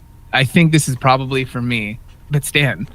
At Proko, what do you tell your barber when you go get your haircut? That's a fun question. I've never gotten that one. Let's see. So it's 3 to 1.5 down the sides. And then keep this long, right? It's pretty long. Mm-hmm. Is it like a gradation from the back to the front, like longer in the front than the back, or is it like same length across? It's definitely tapered. In here, it's a 3 up here, and it's a 1.5 from back to front. Back to front, it's the same. Yeah, it's a 3 to 1.5 to the very bottom.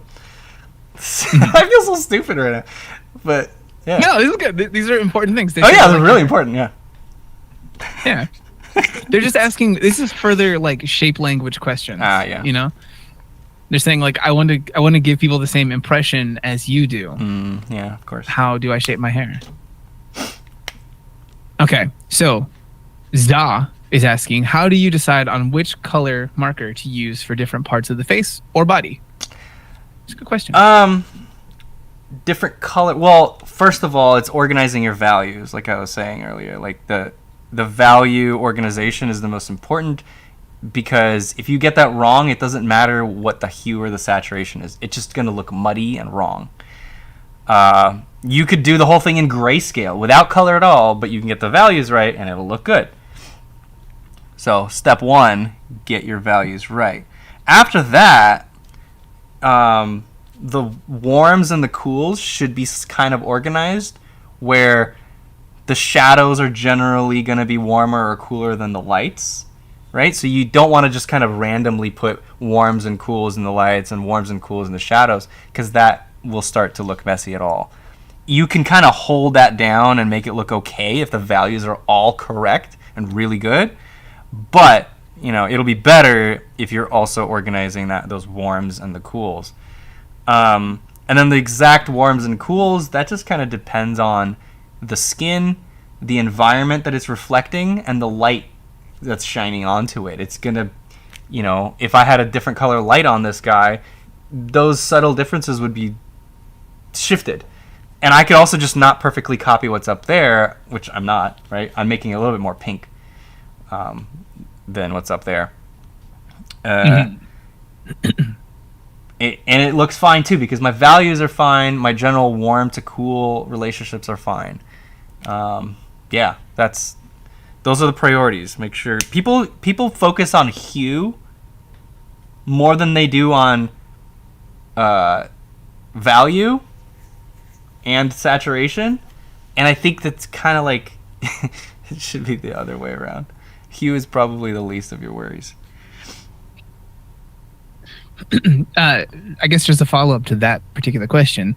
They were asking, can you get similar results to these with cheap alcohol-based markers? You can get kind of like them, guess but so. Your mileage will vary. Yeah, the other thing I would say is also for sure. But absolutely they won't blend as cleanly with each other. One thing I think that is it's an important one for some people is that for these particular markers, these are brush markers. Yeah. This whole set is brushes. Gradation. That's one thing I didn't mention, is that on both sides I have 2 brushes, and they're different. Like this one is a red green 3. This is red gray 3. This is a red gray 5. So they're just, because I don't use the chisels nearly as much, and so I was like, I'm just gonna I just don't need to pay, spend half of my budget on markers on the chisels. I just want more variety of value and color. So that's where I put the money, in more variety rather than different tip types. There's another question here that I think you have particular experience with recently. So Morgan is asking, could you do a complete value range with the markers in gray and then do color on top? Yeah, it's gonna affect. Not completely. No, not really. I mean, I don't think you can. It'll limit different. What you get on top. Yeah, you just can't like suddenly take the gray and shift it towards like this green, for example. It just won't be that green anymore, unless you put like another really, really bright green on top, which I don't have. But the other one that I would caution people with this one is that if you're using Prismacolor markers, like their cool gray set, if you go to color on top of those with another marker, there can be some like your color won't actually like seep through it in some ways. Like there'll be some kind of like whitish kind of poking through. It's very odd. With a brand new set or an old set, this will happen with Prismacolor markers sometimes. Something in the way that their pigment and alcohol works. Are Prismacolors generally work? I think I use them a lot, like not a lot, like a few times in middle school, like really long time ago. because that's what was given to me. Are they bad? I don't like them now. You don't At like this them, point, okay. I stay away from them. Like I even prefer like some of the store brand art markers, like from like Michaels or wherever else, Over the Prismacolor? to the Prismacolor markers. Okay. Yeah. Yeah. You can get knockoff Copics from different brands online also that do a decent portion of the job. But if you really want to get good markers, come get some OLO markers. Man, I keep losing them. There it is. All right. So then we do have some other questions here. Is there anything you want to say about what you're doing currently before I ask you those questions? Oh, I'm just very carefully working my halftones. Like, I'm basically going between these two. So it's, I know you can't see it, but this is an orange 7.1. Here, let me actually just bring this chart. It'd be easier. So orange 7.1 is my lightest halftone.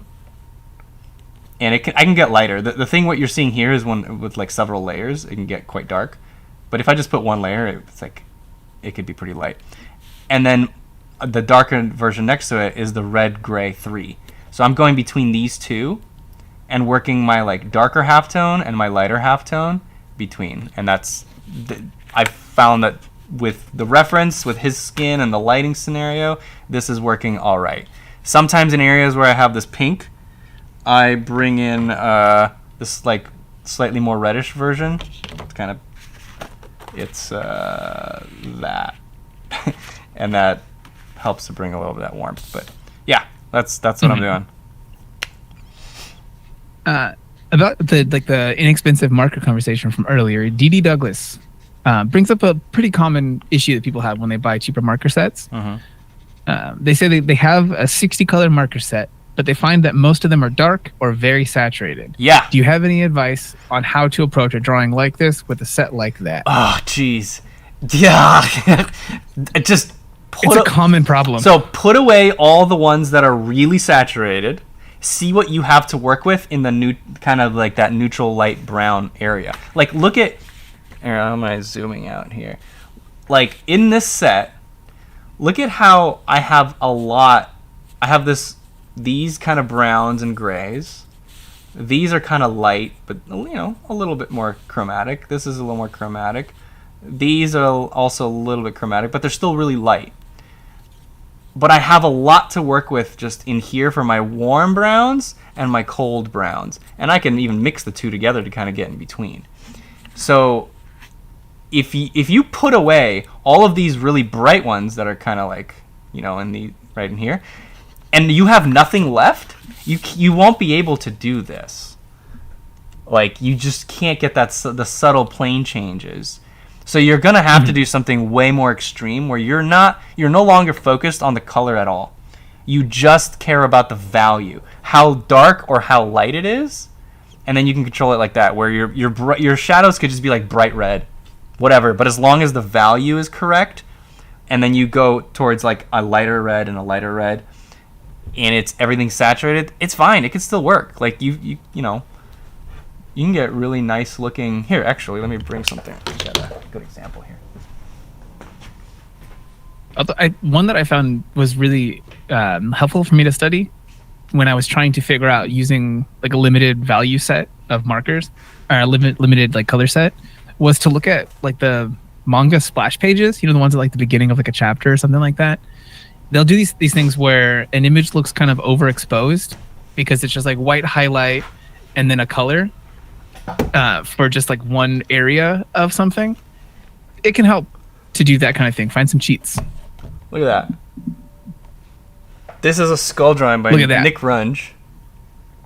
And the whole thing is just bright green. Who I think just... What? I think Nick just got engaged also. Nick Runge? Right? Congratulations. Yeah. Oh, cool. Congratulations, Nick. I believe that's the case. Yeah. So, this beautiful drawing, he used probably maybe just 2 pencils on this. There's like a darker green, kind of olivey, and then there's this, other green. But you can see it's very bright and saturated. There's nothing muted about this. But he controlled his values to the white. The skull was not pure white up here, probably. Like, the reference was super different from this. But he managed to make it work because his values are organized correctly in relationship to each other.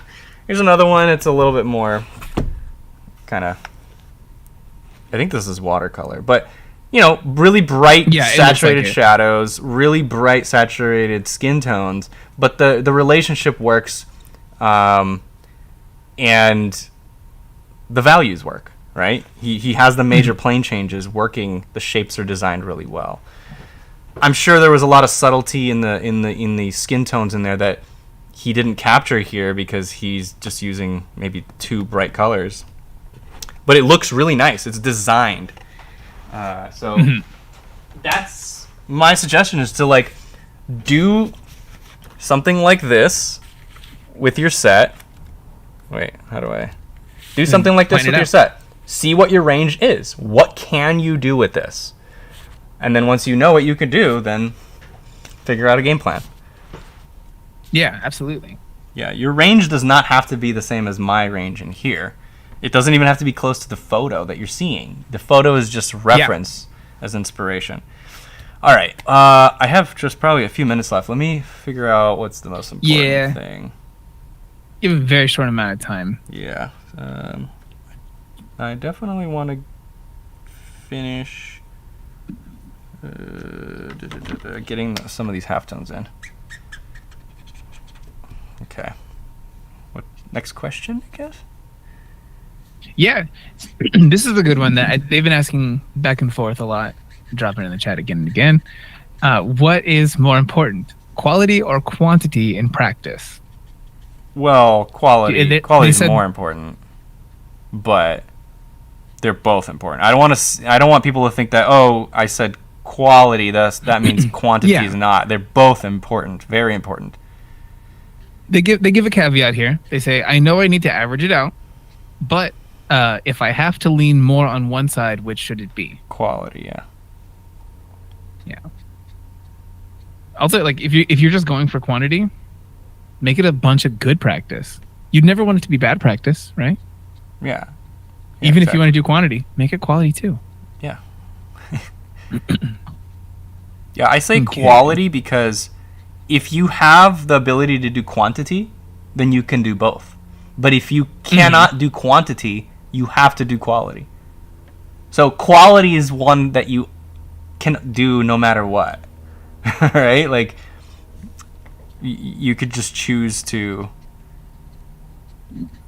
do it well and care with precision and take your time to or not take your time, but take your brain power to figure out how to do things better instead of mindlessly going through the motions.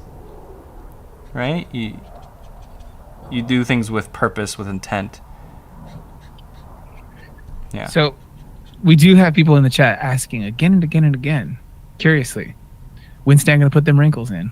Oh, which ones? On the forehead. The forehead? Oh, I kind of, well, yeah, so that's interesting because Is it about you choosing what to... I'm prioritizing the volume of the forehead over those little details. Like, I don't have any hair, strands of hair. I have like a pattern of big blocks, but I don't like, I mean, I guess I did indicate one little wrinkle right here, right? Like with that. Yeah, edge. just with like the actual form. Just with the shadow shape itself. But I mean, I could kind of indicate a little bit more if people really care about. Yeah, because if suddenly there was like tons of detail in the forehead where the rest of it is a little softer, that would also be weird. It would break from it, you know? Yeah. It's mixing and balancing detail versus not detail. All right, wrinkle people. There. How is that? I mean, is that good enough for you? I don't want the wrinkles to start like. Oh, you do this like you're freaking like it's Gladiator. Like, are you not entertained? There's not enough wrinkles for you. Yeah. I like to think I'm Gladiator. What was, I forget his actual name. Maximus? Wait, was it? Yeah. Was that what his name was? Yeah. Okay, it's been too long, man. We've talked about Gladiator a lot recently, and it's got me trying to remember Gladiator, which I haven't watched since I was like 12. Yeah, am I totally 34 wrong? now. It's Maximus, right? I'm gonna go ahead and say yes, unless someone in this chat says no. with If actual not, releases. I'm overdue for watching it again because I don't think I think it's been you feel a few this way years. anyway. Oh, yeah, I'm always overdue to watch it again, but it has been a few years. So, and I'm like the worst with names, so I wouldn't be surprised if I got that wrong. The Michio Kaku conversation from before. Oh yeah. Why you gotta bring it up? You were trying to remember it, and he called him Kiyosaki. No, I said me. Oh yeah, Kiyosaki. Yeah. Yeah, Kiyosaki. It was bad. Instead of Miyazaki. Someone, I don't know if this is actually a real thing, but Voyager is saying Maximus Decimus Meridius. Yeah, so I was right. It was Maximus. Yeah, I did not remember the. Real. Yeah, no, I think he's right. Okay. I refuse to Google this. I'm not gonna go on Wikipedia or Google or anything for this. We're just gonna choose to believe whatever's said in this chat today. Wonderful. Oh, I didn't even put the red lips yet. Interesting. You see how much I not care about that saturation and the hue, where I'm more focused on the volumes of the head and getting those right. Okay. That'll get the 3D effect. Let's see. How is it? Is it all right? Or did I get my halftones correct? No, I think you're in a good spot. I think if you choose to do anything right now, it would just be like tightening up some edges, checking, like pushing shadows a little bit to push the other softer, like lighter areas forward. But this is strong. I don't know. How do you guys in the chat feel? You guys let us know on your delay. Where's the red? What if you were to do anything else from this spot? What would it be? Like, would you be trying to like approach any particular next step in this? I would probably try to push the value range a little bit more, and I would figure out why, try to incorporate some of these greens in there a little bit, because right now it's the only kind of yellowish green in the scene. It's like a spot that just doesn't fit with the rest of it. But yeah, so that's one thing, but that's not as important as getting these forms to read well. So Pie asking about the challenge, proko.com/12 days, where you can win some prizes and cool things. Are your team members voting on submissions by commenting on them? Yes. No. Kind of. Like, commenting on the community? No. No, we're not. No. Like, we comment on some. We also comment on some that wouldn't win something because they could use some like little bit of like tips here and there. But mostly we have a whole thing in the Slack over here where we're talking about entries that we've liked. Yeah. Nanocog is asking an important question I think we should ask about this drawing right now. Okay. How do you decide when the drawing is finished? When I'm done with it, it's... Yeah. Like, no, seriously, that when I just feel like there's nothing else I want to fix. Well, what about in a situation like this one where you set yourself a time limit? Shut up. So, okay, the time limit thing is for practice, because I think that it's better for me if I was practicing and this was truly just a practice session and not like a performance in front of 1,000 people. If this was practice, I would start another one so that I could practice starting better. That's the purpose of timed sessions. Is if you didn't finish, you ran out of time, that means you probably wasted some time on something. And you need to start over, go through the pain of like, well, I guess this one's not going to be finished. You have to experience that pain in order for you in the next one, take it more seriously to prioritize things better. That's actually a part of it. That's the reason you time it and stick to it. I'm not really doing that right now. I'm doing a live stream, and so I'm like conversation I'm a little breaks bit more and stuff. Yeah, exactly. I'm answering questions. Spoons. So to me, I'm not thinking like, oh man, I didn't prioritize it right. It's like, no, I was like talking to you and stuff. I understand why I didn't finish. Like, it's totally fine. So I'm just giving myself more time. Yeah. I hope that makes sense. But in my practice sessions, when I do quick sketch, for a decade, it was there's a model in front of me, a live person. We set the timer. When the timer goes off, the model stops posing. So I don't have a choice. I can't even decide to not have discipline in that moment to stop. I can't keep going because the model is done. So, yeah, that pressure to get it done in that time is real. And if you set that up for yourself, I think you will benefit. Where you also give yourself that real pressure of, hey, if I don't finish it, then that's it. It's not going to be done.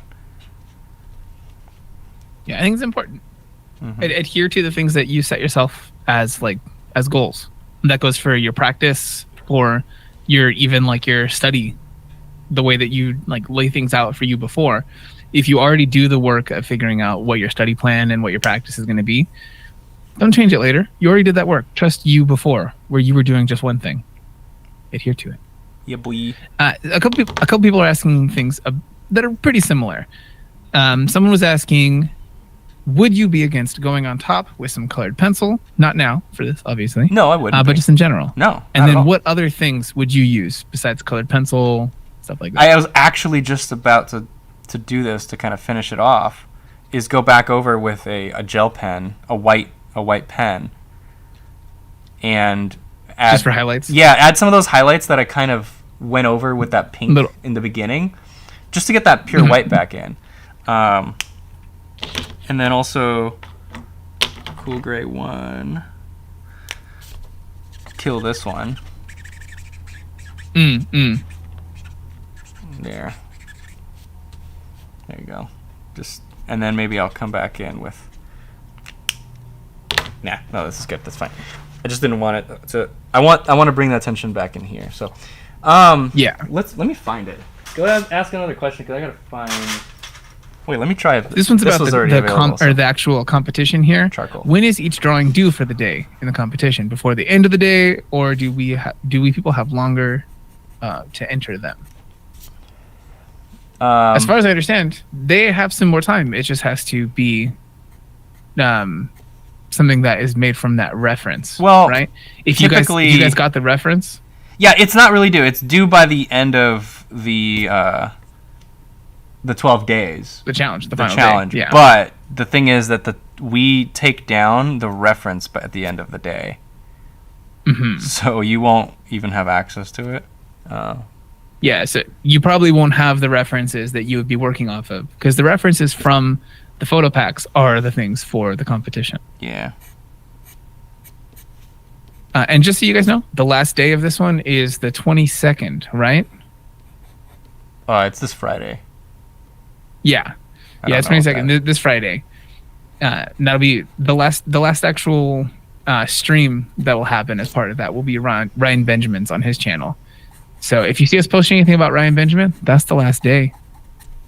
Also, we'll post about the last day in general, but you might see Ryan Benjamin's work and recognize it.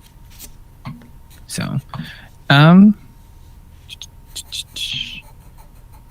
see what else we got. We do have some other questions about the markers and some other things like that. How deep do you want to go on anything? Let's do one or two more questions, just as I finish this up. This is a super small one. That's just about the markers. Is there no issue with the marker that you're using getting dirty with the different colored marker marks that you were drawing over? Like, dirty? Does it bleed into the nib at all? Oh, the marker itself. If you go with a light marker on top of a really dark marker, it'll soak up some of it, but then it comes out very easy. You just go on a scratch piece of paper and it comes right out. So I've never had it where it's permanently stained with another marker. Personally, but I also just don't do that. Like, it doesn't make sense to go with a light one over a dark one because it's not going to do anything. But I have accidentally done it. I was like, oh, hey, there's dark on this, and then I scrubbed it onto a piece of paper and it came off. So yeah, it doesn't seem like that it holds the pigment that touches it. Like, it seems like it washes itself out basically. Yep. I don't know what that would be like if you let it just sit there. I haven't done this with them. Yeah, or if you just do it a lot, like maybe eventually it could actually stain it. I don't know, but just like why do you do that? I don't know. What does that make sense? If we can actually answer a little bit more questions about the things that you're putting on top of this. So you're using this white charcoal right now? Right? I'm using the General's white charcoal pencil. I didn't find the gel pen in front of me. This was right here, and I was like, whatever. I'll just do that. It's good. I think it's doing something like mixing the different texture. Fuck, it just broke. Oh no! It's fine. Make it work. But yeah, it's mixing a different texture in there. I think it's making it feel like more detailed and brought together in a good way. I actually think I like this better than the gel pen because I can control how much white I put in. I can gradate with this. Yeah. That's nice. My issue with a lot of the gel, like white gel pens is highlights in general. Yeah, you can like lace them down and then smudge it to kind of like soften it, but it still covers such a big area. Yeah. All right. So, well, what else have you used over a marker drawing or anything else like this? Or what else could you use over a marker drawing? So pencil, charcoal. You can go back in with like fine liners with ink if you want.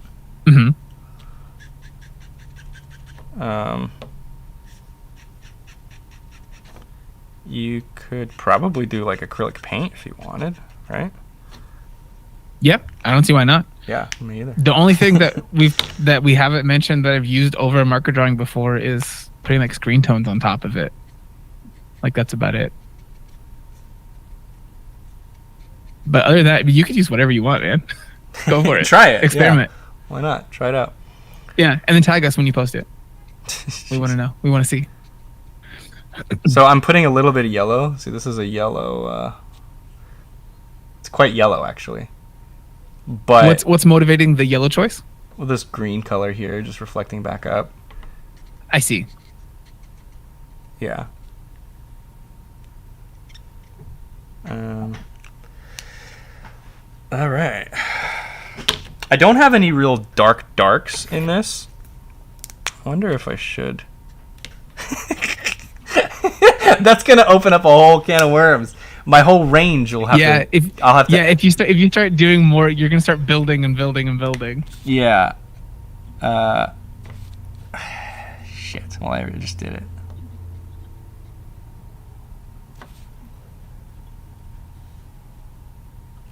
What was that? A 7? Shoot. Was that too far? Let's calm it down with this 5.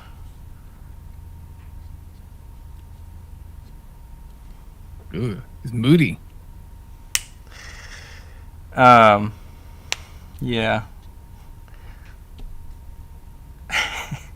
All right. I think I'm. Okay. How you feeling? How you feeling about the changes you're making? I'm fine with it. Huh? I'm fine with it. Okay. It's not messing it up. I feel like in the camera, the values are a little different than what I'm seeing, but. Like, do you think that there's like a greater color range in there than what is being seen by the camera? Yeah. No, okay. It's like making this feel darker than I'm seeing it. Like in the camera, this dark is like way too much, but I'm seeing it much more subtle. So I don't know why it's popping so much in the camera.